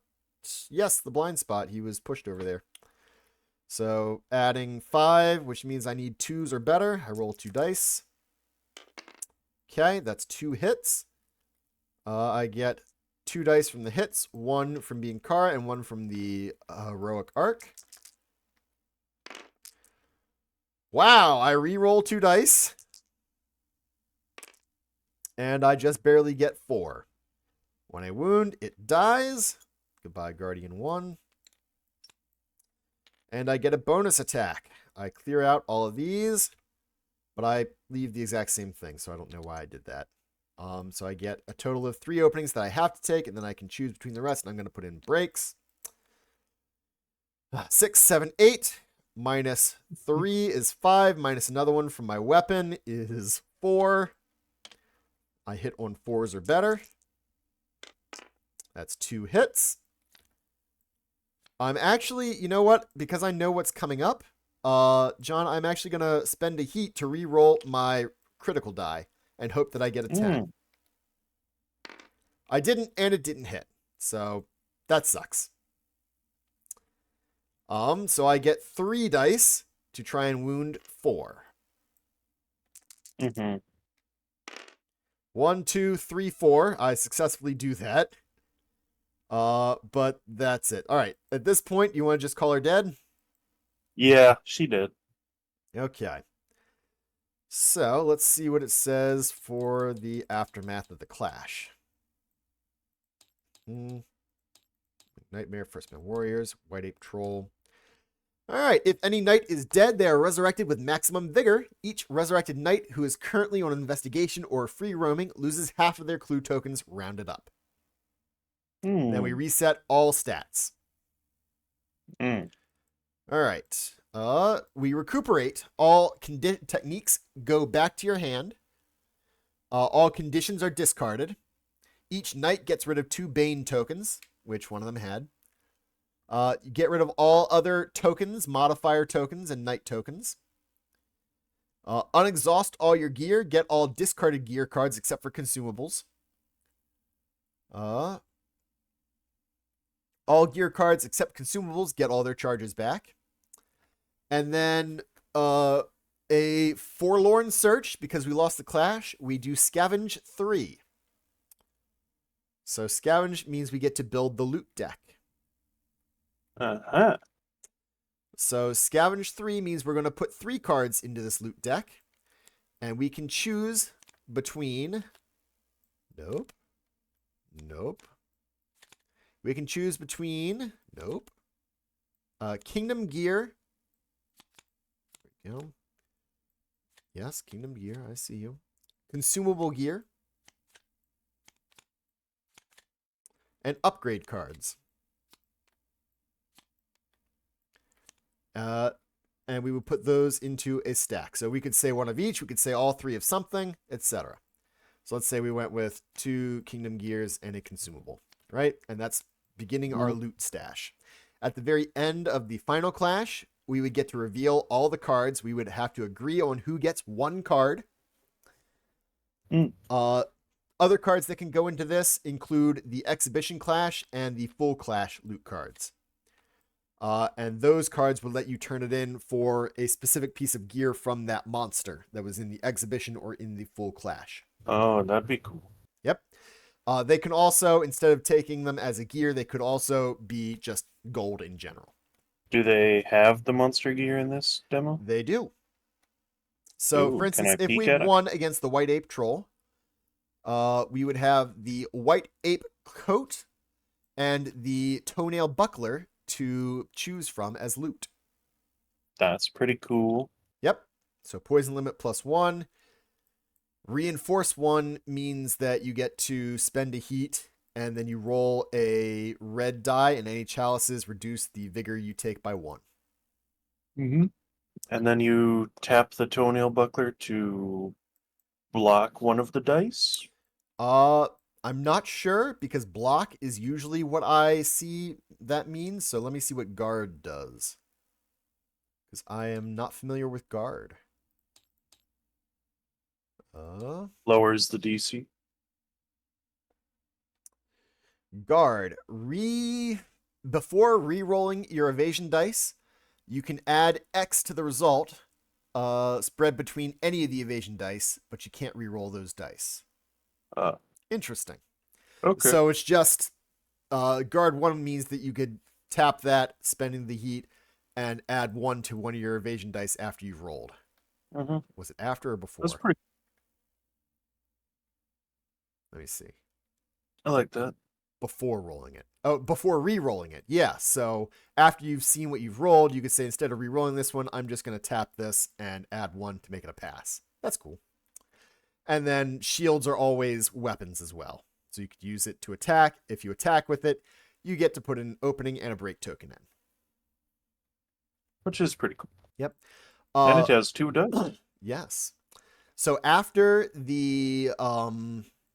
this exhibition clash, you would then do a rest round. Mm-hmm. A rest phase, whatever. Lets you switch out techniques, I'm guessing. No, it does not actually. Oh, really? But it does let you use techniques that have an effect on the rest side. So if you flip back over to the Ds, I have a Purifying Ritual card, for instance, that says I spend either a magic, which I wouldn't have at this point because my magic token goes away at the end of the clash, or a heat. And during rest, we can lose a curse. Yeah, so usually I suspect everybody's got 1 card that is usable during rest. I could let a Knight's Fortify. Okay. But I would have to have meat in the pool. Ah. But there wouldn't be meat in the pool. So how does this work? Interesting. Like what would the point be? You have to end the fight with that much in the pool, or what? Maybe, but Because I thought for if it sure it clears told at the me end to of the fight, clear it. Recuperate then Flesh is... Rider literally does nothing with this card. So there might be other cards that let you place meat tokens. There aren't. I wish there was. So like that one lets you place it on the night Oh, board that would allow you I to was use looking it. at the combat side, I guess. Gotcha. So So yeah, I guess there's that. if you'd use that, say before going to combat, pickled rations, right? For a heat, Hmm. then we would gain a threat, you'd put a flesh token on your night board, which does not go away from the night pool. Mm, And then after the clash, you could consume that to fortify. Fortify, by the way, increases somebody's maximum health by 1. that's cool. Yeah. Yeah, so we would then go through 8 more time units of exploration. Hmm. You did not see the cool stuff. Oh, I guess. what's the cool I stuff? mean, I say cool stuff. I guess we kind of got some cool stuff. Okay, so like here, the Stilted Harbor that we didn't explore, right? Yep. It's got that dot there. That means when we Hmm. move there, we do a point of interest. Hmm. So we take the number one here, 3, and then we would reveal the top card of the exploration deck and add Yep. that +1. So we resolve 4, which in this case is just a faraway landslide. Okay. But if we had somehow gotten like a 1, a quiet abode, a chosen knight could Yep. devote to a saint that we had unlocked. Ah, but we Saints, didn't unlock any saints. we didn't. Apparently, you do unlock a specific one. This guy, the unknown saint, they've got him for this demo. Ah. And if you're devoted to him, Hmm. you've got incarnate 10. Whenever you would die, instead of dying, you roll a die, and if you roll a 10, then you live and you incarnate into this saint, and otherwise you still die. Ah. In this And case, when you his incarnation only seems to give 1 extra power, but you automatically get a bonus attack when you incarnate. well, that's cool. But in the full saints from the full versions, then they've got a bunch of other effects. If you devote to a saint, then you have to abide by a certain rule. Like one saint might say you can't attack from a blind spot, or one saint might say, I don't know the rest of these because the rest are just conjecture, but that one is one that they showed as an example. So one saint might be you can never leave opening tokens or never leave break tokens or something. Another Sure. one might say that you must attack every round or that you don't attack or whatever. Whenever you gain a devotion to the saint, Hmm. uh, you gain it by if you so at the very beginning, right? We could have visited that shrine. Yep. Past it. What was it called? Shrine of the Saints. If you had a devotion token from discovering a saint, you could go there and you could devote to them. You Yep. discard your token to gain that saint's card, Uh-huh. and then if you abide by that saint's restrictions for a full delve, you gain another devotion token. And then the Ah, number of devotion tokens tell you how many passive benefits that saint gives you. cool. And then if you ever end up incarnating into that saint, so some of them might have different numbers as you devote further to them. So maybe incarnate goes lower the more devoted you are to them. Whenever you incarnate into that saint, you get a big bonus thing you get the bonus attack, and then you get 1 turn as the saint, and then it goes away and you're still alive. And then you lose the card, you would have to redevote to that saint again. Hmm. So point of interests are neat. Those cipher codes, obviously, we don't have the ability to use them, but they would have interesting secrets. At the end of the clash, we would get our loot things, right? If we Uh-huh. successfully gathered enough of the tokens.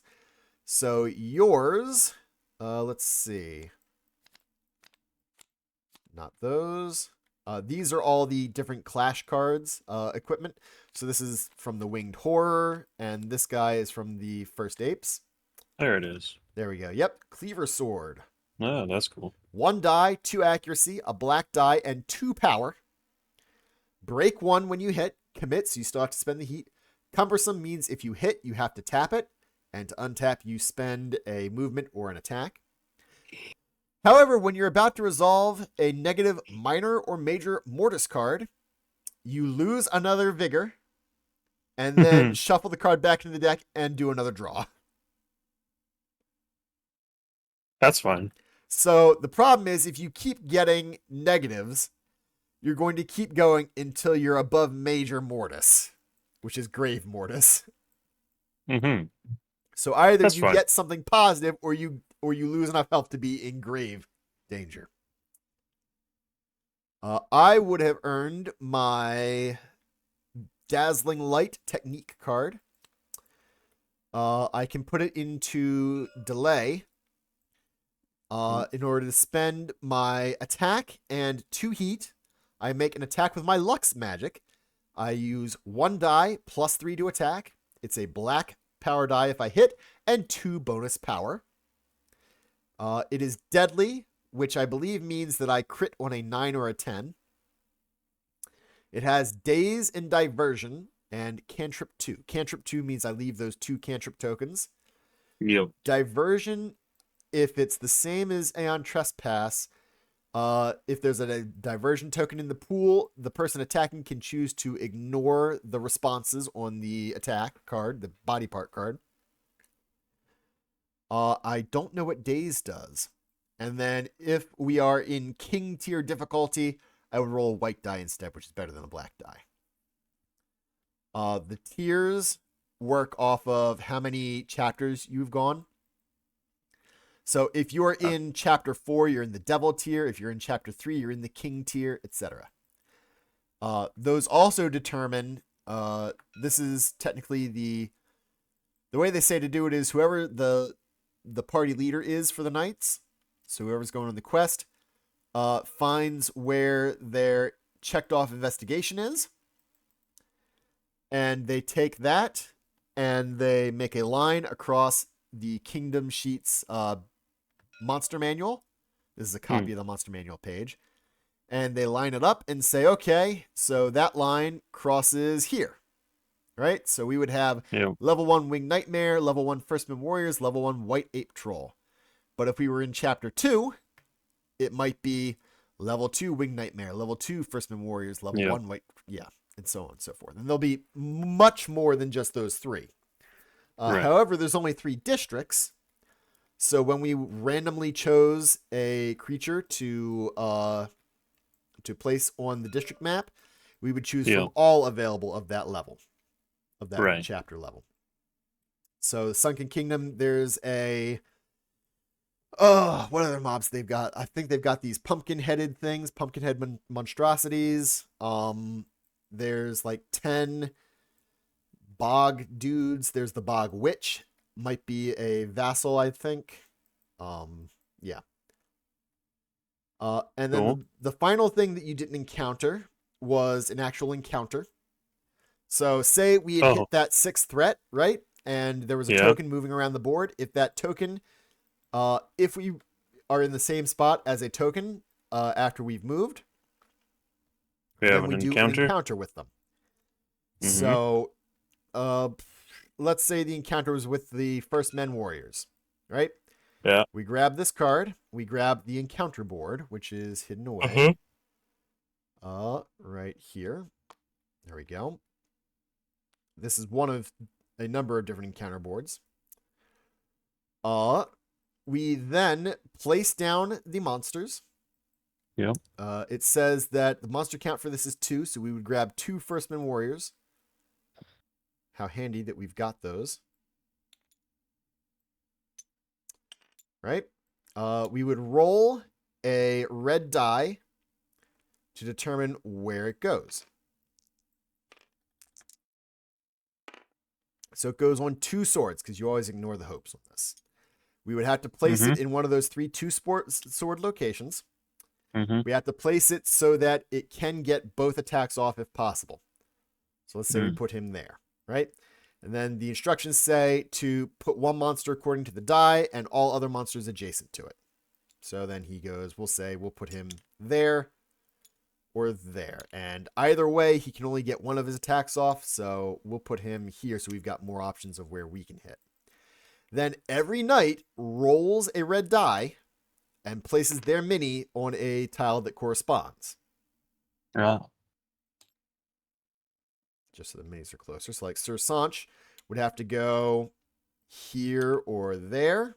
So we'll put him over there. Mm-hmm. Right? Ah! Come back. No! My God, that's the worst. Okay. Renholder would have to go over here. Kara is not able to be placed normally.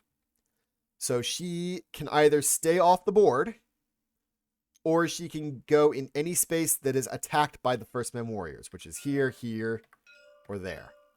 So we're going to put her in the blank. And then finally, Flesh Ritter would also have the option of going here or here.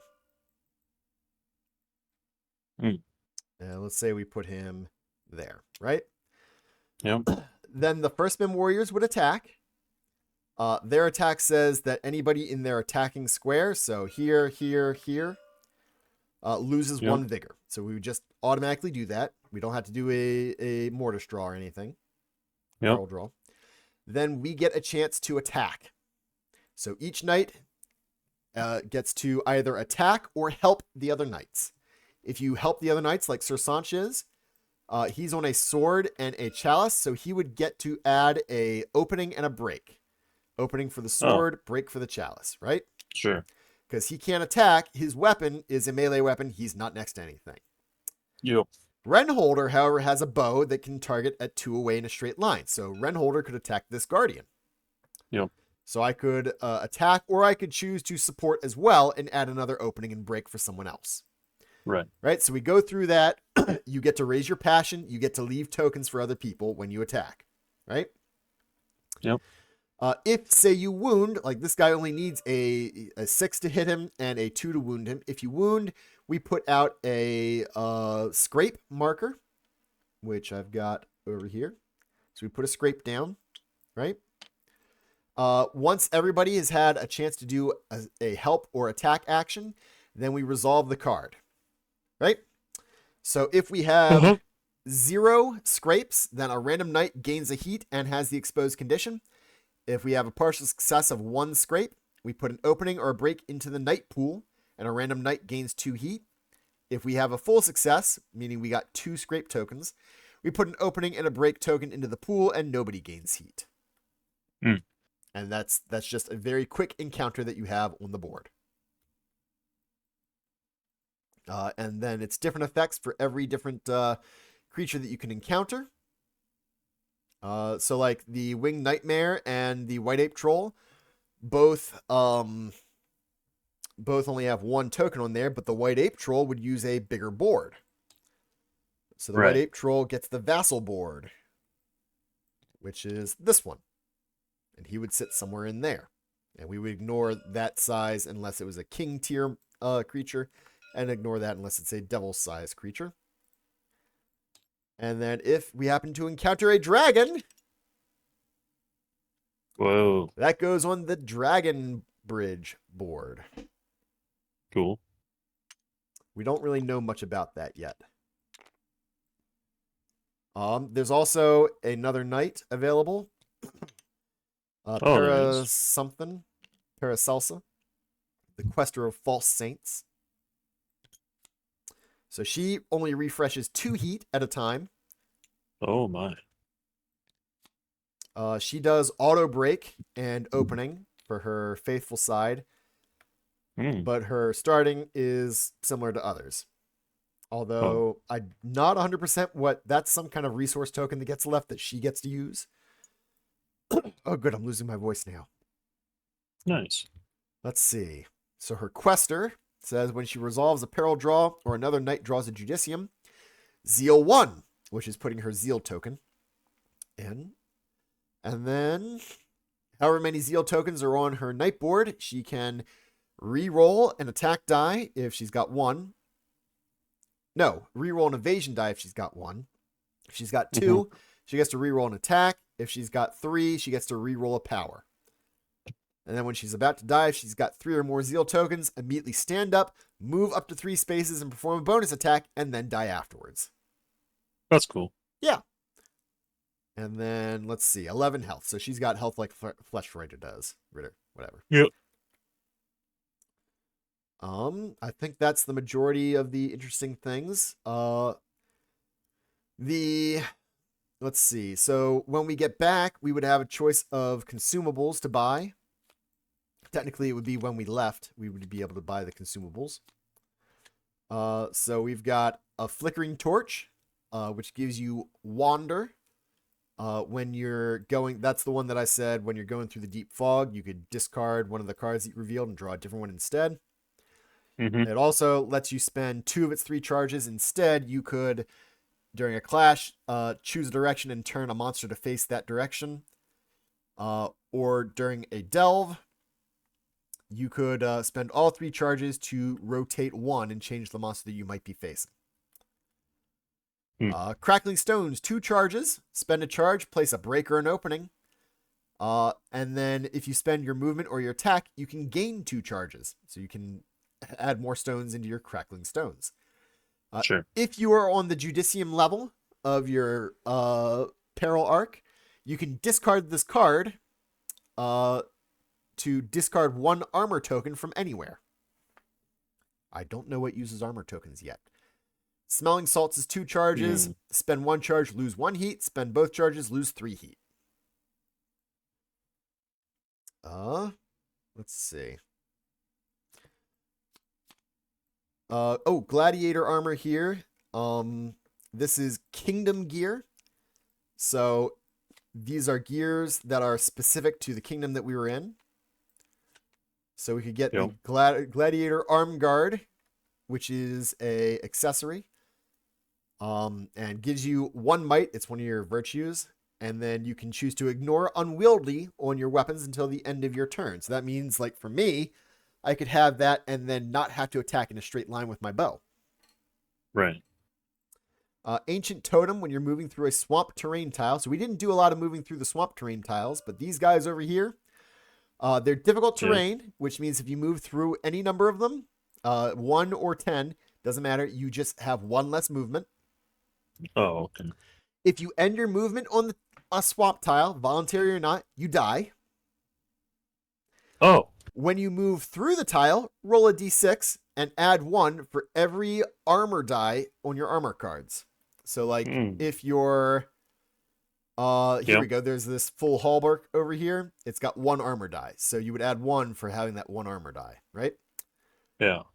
If the total that you roll on that die plus armor is higher than your current vigor, you die. Huh. And when a squire would move through or end their movement on the tile, they die. All right? So this Ancient Totem says when moving through a swamp tile, you can re-roll the die that you rolled once. And you can spend 2 heat and discard the Ancient Totem when you're about to perform a rotation and ignore it. Finally, if you're at Grave Mortis or lower, you can spend 2 heat and discard the Ancient Totem in order to gain Lifeline, which I believe means that if you were to die by going into a chasm, you would live. Eastern Oil Lamp, 2 heat, and tap it to Trail Make 3. I don't remember what Trail Make does. Then you put a fire token in the night pool. Fire token is like a break that could potentially stick around. Right. If you got enough of them. Or you can spend it to just move 1 space, which is kind of neat. And then, so there's merchant gear, and that stuff starts off on the merchant side, and then you can pay to upgrade it to the reforged side, which is better. So we've got a couple of armors that way. A regular shield, a regular weapon. The starting gear that we had, the starting weapon, is a merchant gear, so we could pay to reforge that and get better gear. So like Sir Sanch had 2 dice plus 2 to hit, a red die in opening 1. Reforging it is 3 dice plus 2 to hit, a red die in opening 2. So they're just strictly better. And then upgrade cards that you might have looted. Upgrade cards get attached to some kind of equipment. It might be weapon, it might be armor, might be gear, and then they have an effect. You can choose later to move it to another piece of gear if you want. So you could put a sanded grip on your weapon, and the weapon cannot be involuntarily exhausted or discarded. So if like a creature says discard or the what was it? I got one of those Mortis cards that said exhaust all of your exhaustible gear or get knocked down. So if I had a weapon that had cumbersome that says exhaust it when you hit, yep. I could have used the sanded grip not to exhaust with it.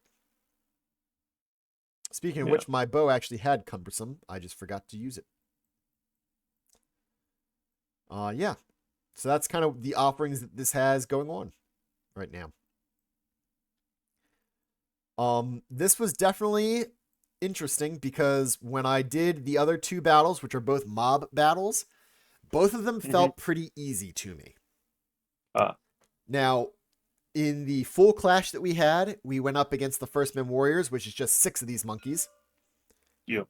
And then they immediately respawn more of them when we kill one. Like immediately. And those guys, they had a cool thing where they run up and gang up on you. Cool. Or at least they did in our fight. So at the start, they've got 3 tactics cards, and one of them is drawn. And those tactics cards tell you what you do when something says tactics A and what you do when something says tactics B. And most of their attacks say, hey, do this, then do tactic A and B, or do tactic B, or do tactic B and A, etc., etc. Yeah.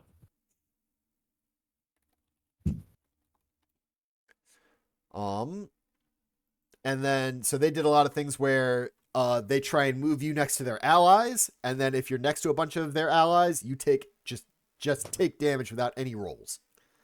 That kind of thing. And that was a little difficult because we got an AI 3 card out pretty quick. But the AI 3 card attacked me, would have really hurt, but I managed to fully evade it. And then it happened again and brought one of our other knights down to 0, and he just barely managed to live by using his second chance. Nice. Right. But that was the most danger we'd been in at all, and the Winged Nightmare that we did for the exhibition clash was pretty easy. But that was also very interesting to me. It had a bunch of swamp tiles and a chasm in the middle, so we can't stand on the chasm, we can't stand on the swamp tiles. And it tries to drag you into the chasm. Oh, fun.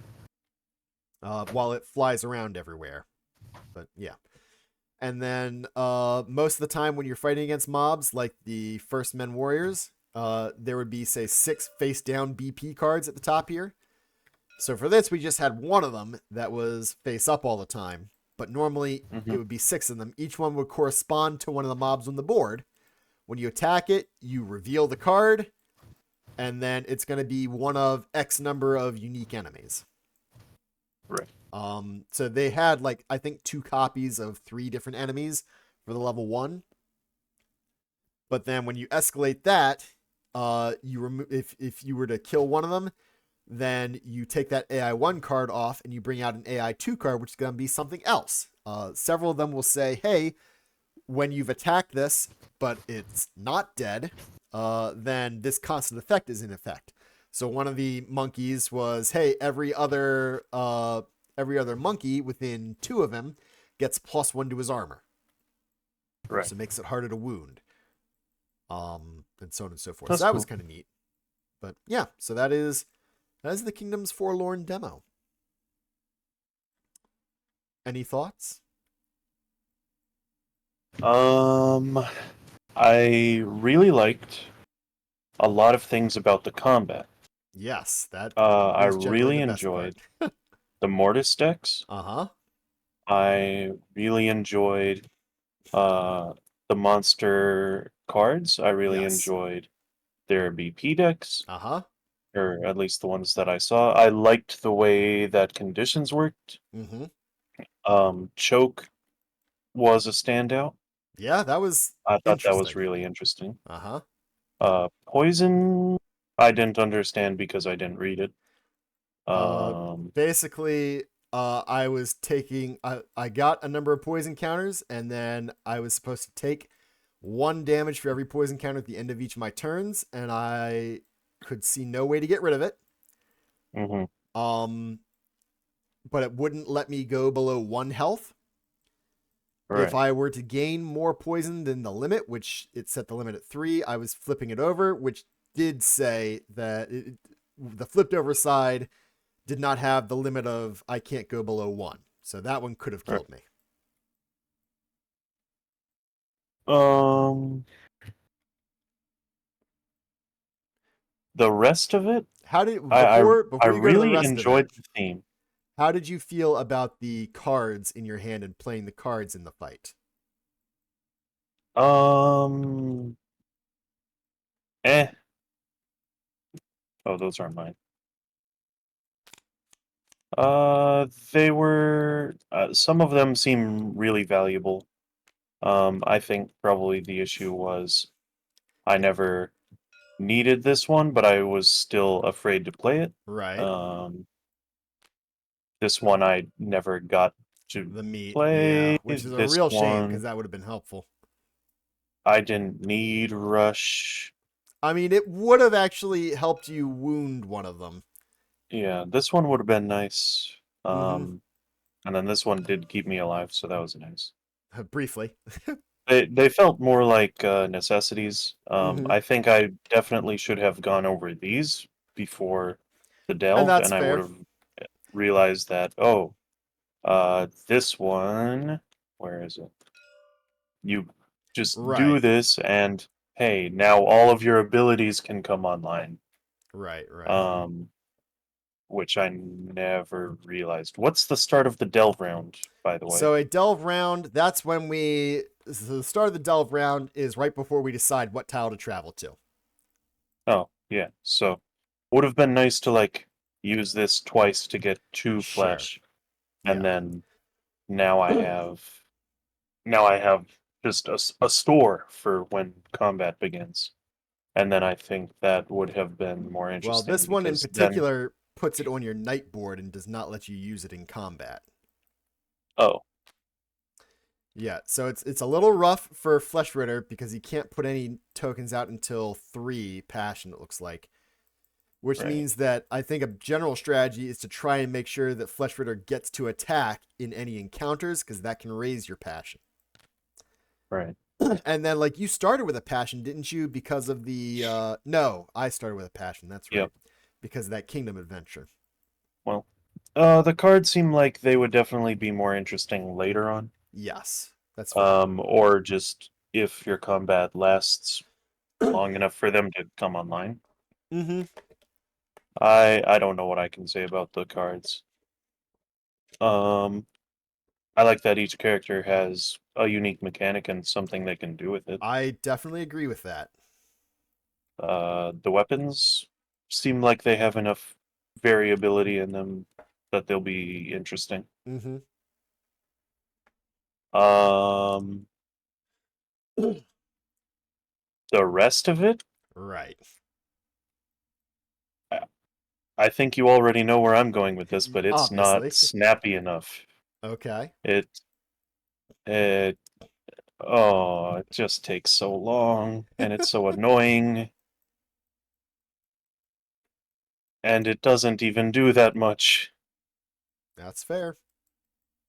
It's a it's a mini game that That takes takes up up half more the than game. half the time.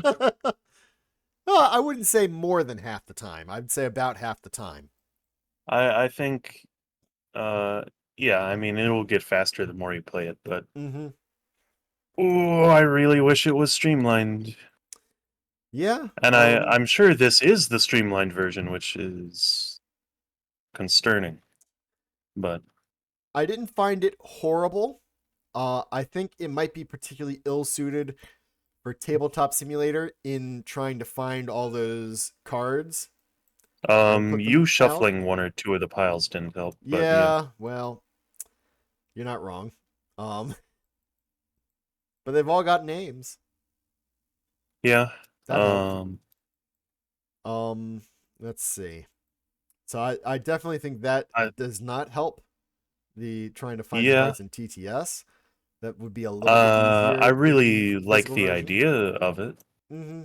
and I like, oh, you're going around.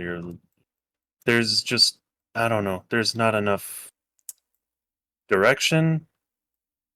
Like I don't really know what I'm doing other than I want the yellow things, Right.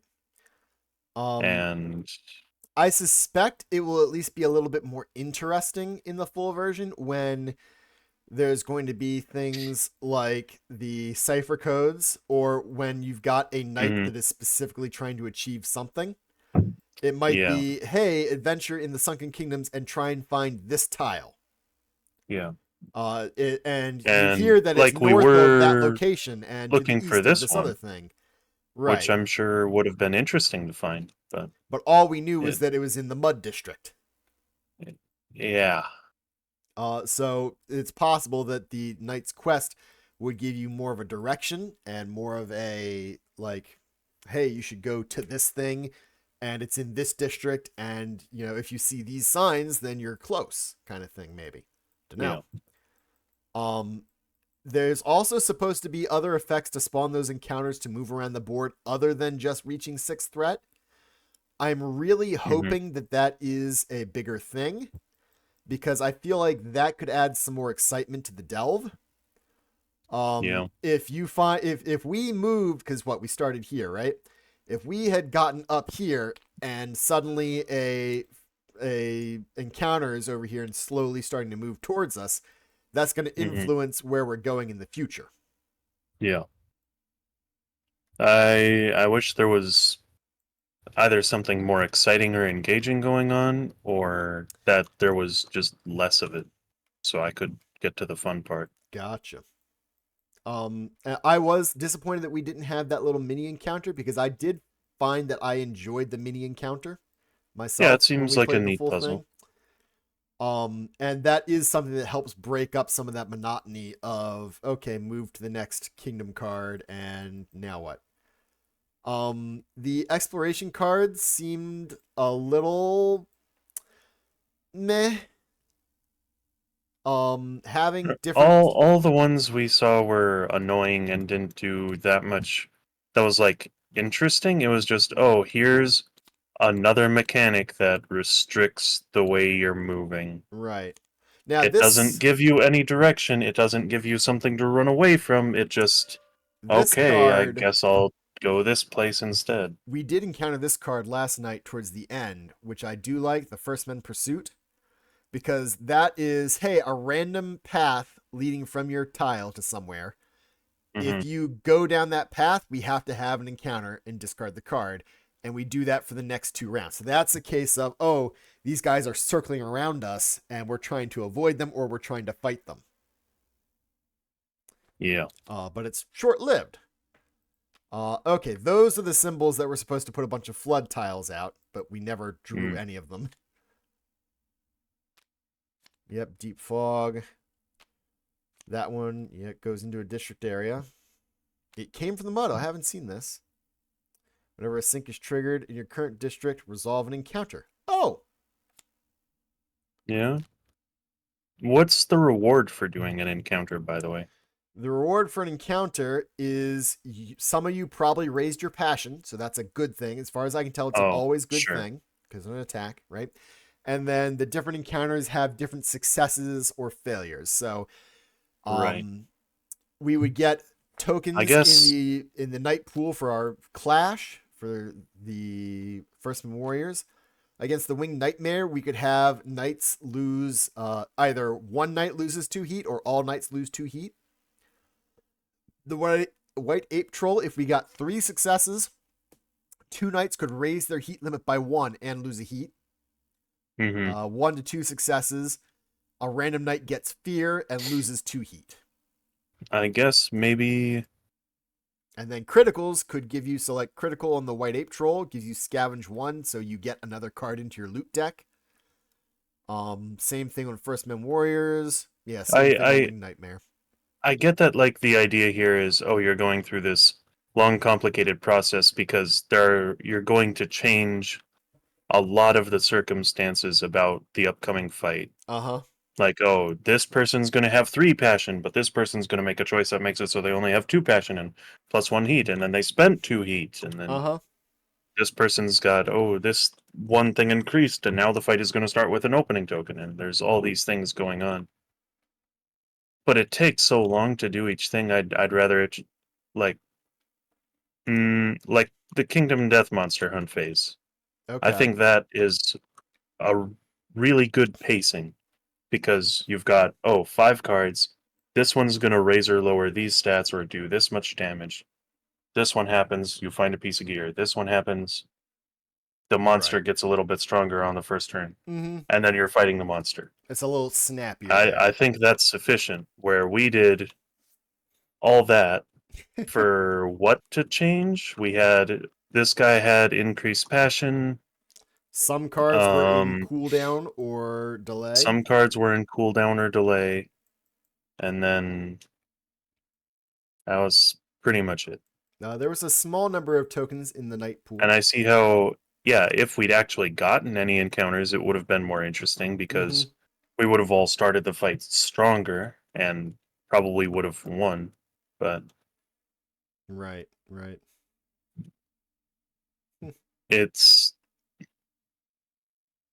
clearly a lot of the game is tied to this. Yes.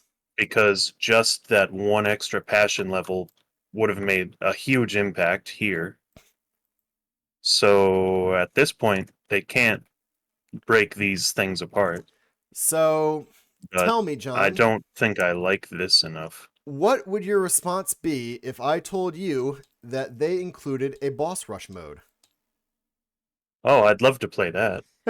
Well, they don't have it in the demo, Oh, or at least they don't okay. have any more than just Alternative going and doing. campaign structure. Yes. I haven't actually read all Ooh. of this yet, but yes, and it contains spoilers, may contain spoilers for the night stories, which I don't think you're that worried about. Mm. But yeah, so there's the Rose Grawl sheet, which is this over here, right? So you would print it out. It's double-sided, or not double-sided, 2 pages spread, Yeah. right? And that kind of shows you, hey, you fight this monster here, that monster there, you get this bonus if you complete that, etc., etc. It looks like you start from the center and work your way out, interestingly enough. Depending on the kingdom that you fight it in, I assume, it looks like this only shows us for the 2 kingdoms that are included in the first wave, but it can tell you, hey, on this tier, here's what you might encounter. So roll a Mm-hmm. d10 for the very beginning, and you encounter Ironcast Dead mobs, Panzergeist mobs, the Eggnite Vassal, the Pale-Blooded Worms Yep, mob. yep, yep, yep, yep, yep, Yep, yep, yep. all those, etc. What about, let's see, and then these things, heroic arc reward. So that increases your heroic arc by a bit. Yep. Get a class Down. reward of your tier or lower. Okay. Mm-hmm. Yeah. So they remove all the tile stuff, Yes. and you roll a dice to see what you get or after the fights or before the fights. You roll a die to see who you're fighting, Yeah. and you choose one of the nodes to go from the center. So say, okay, my first fight, I want to go in this tier 1. I get 1 resurrection, and which means 1 knight can die. And my reward is, what's a P? A peril arc. Or I could choose to do the same thing, but my reward is a heroic arc. Or I do the same thing, but it's a technique reward. Or same one, but Yeah. I get the other So thing, etc., etc. yeah. Yeah. But then these fights that are balanced around you having higher passion or higher heater stuff are gonna lose that, so I don't know I don't how think they're it generally works. balanced around having more or less of something, but it also might tell you what to do.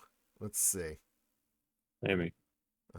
Instead of normal progression, story interactions, and other expedition activities, choose a node. Cross. Okay. Uh huh. Mm-hmm. Okay, so the node tells you what kingdom it's in, apparently. I'm guessing one side is one kingdom, one side's the other. Yep, size of the Grawl. Uh-huh. You battle a random monster from the specific kingdom at that level. Uh-huh. If you lose, you suffer all lost penalties. You lose a number of resurrections equal to the number of knights that died. You get to keep all the loot and other permanent bonuses you've gained. Do not gain Rose Grawl rewards if you lose. Do not cross out the node. Okay. If you have enough resurrections to keep going, you try it again in the future. Mm-hmm. Okay, at any time before or after a clash, you can visit the outpost, do an outpost phase. Okay, ignore options and activities that interact with the story, kingdom map, vision phase, and delve. Okay.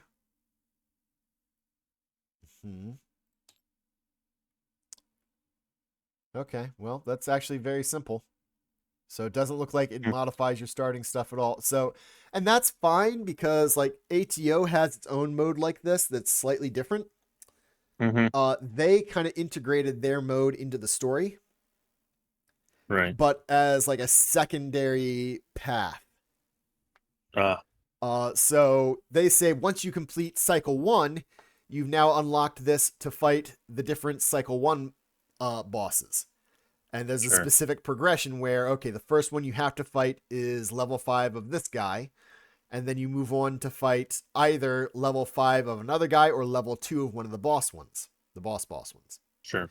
And each gives a specific reward. Sometimes you can use those rewards in the story campaign, but you can't fight the cycle 2 bosses until you finish cycle 2. Right. So they kind of integrated So, it into the story itself and gave a more strict progression. In all of those fights, however, you don't modify any of your starting stats either. right. So I think it's balanced around the idea of 0 starting stats, and the entire delve stuff just gets you small modifiers that are bonuses or penalties. Mm-hmm. But Which I don't know. Maybe my attention span is just too short since I'm sleep deprived, but it I was not a fan of uh, this. it's very fair.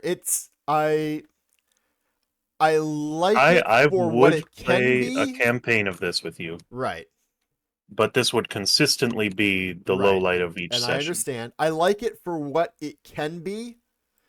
I don't think what we've got in this demo is terribly engaging, though. Yeah. I think the full product will be better. It will be more directed. We will get to learn some of the paths a bit better of where things are in the kingdom, kind of thing. There will Mm-hmm. also be the option of 2 kingdoms to start, so you can always choose to go to one kingdom or the other. Mm-hmm. So it'll be a bit of variety, and those kingdoms will have different monsters available. Right. Um, yeah, it's interesting. I'm not sure how it'll turn out. I think for you, with the reaction that you just had, unless you really think that all that money is worthwhile just for the Rogues Path campaign, you might want to skip it. Um. No. Yeah, This is for all the money. right. Um. I would rather buy Christmas gifts. For that Uh. much money, you buy Christmas gifts? No. Hell no. But you know what I mean. Like I have other things I can buy or still have to pay or whatever. And spending this much money for something I would not get to the table, Right. and then if I did get it to the table, I don't think it would be a hit. Plus, I'm not entirely sold on one half of the game. Yep. Not That's very fair. not for me.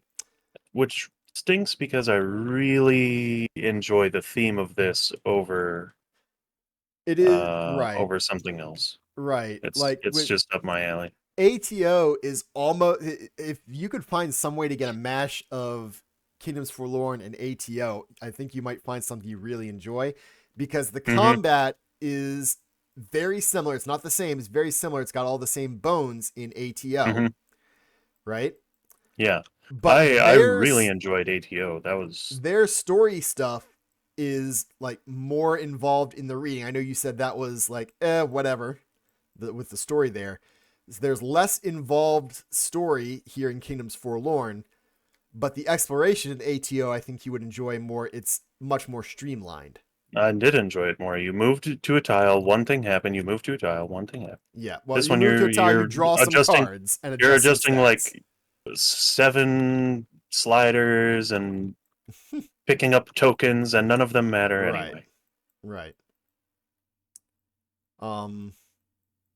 Which Yep. maybe full game fixes it, because I'm sure picking up these tokens, So does yeah, more in the full game. you need your But three of each, of why did course, they to make me pick succeed. them up in the demo? You need the three of each to succeed and get your reward. Yeah, Um, you need, if you have extra of your color, you mark it down somewhere on your night sheet, and then if you ever have 5 of them, you can just automatically complete an investigation. that's nice. Um, that's pretty much what Yeah, the and clues do. that's nice. It's just, Right. ugh. Yeah, that's very fair. I'd rather get the reward for these from killing the boss than I would from playing this minigame. Gotcha. Well, I'm glad that you But gave it a maybe shot. that's a me thing, because I generally tend to enjoy combat oriented things more than I Sure. And enjoy the walking boss around a map. fights in this, the so I've now experienced all 3 boss fights. They're all Yeah. very different from each other, and I think that's Hmm. really awesome. Oh, one thing I didn't mention about the first Night Warriors fight that we did as the Hmm. full clash is that they had chances to scream and summon the white ape troll into their fight. That's awesome. Now, he kind of acted like the monkeys did in this fight, where he had a single BP2 and a single Yeah. AI2 that he would perform, but I thought Hmm. that was really cool. Yeah. That is pretty cool. Mm-hmm. And things do get more difficult. Like you saw, this is easily the most difficult fight that I'd had so far. But like both of the Yeah. mob fights that we had were pretty easy, it felt. But looking at the level 2 versions of them, so they are going to Yeah. get more dangerous, um, harder to hit, need more wounds. Like this level 2 of the white ape troll automatically says all armor rolls to try and wound it go up by 2. Yeah. So trying to wound through the Level thick 3, skin. we are Legion. He spawns 2 guys. Yep, That's pretty cool. and it increases his limit too to a total of 5 at that point. Hmm. These guys go up to a total of level 9 eventually. I'm not sure how, but they do. That's cool. Yep.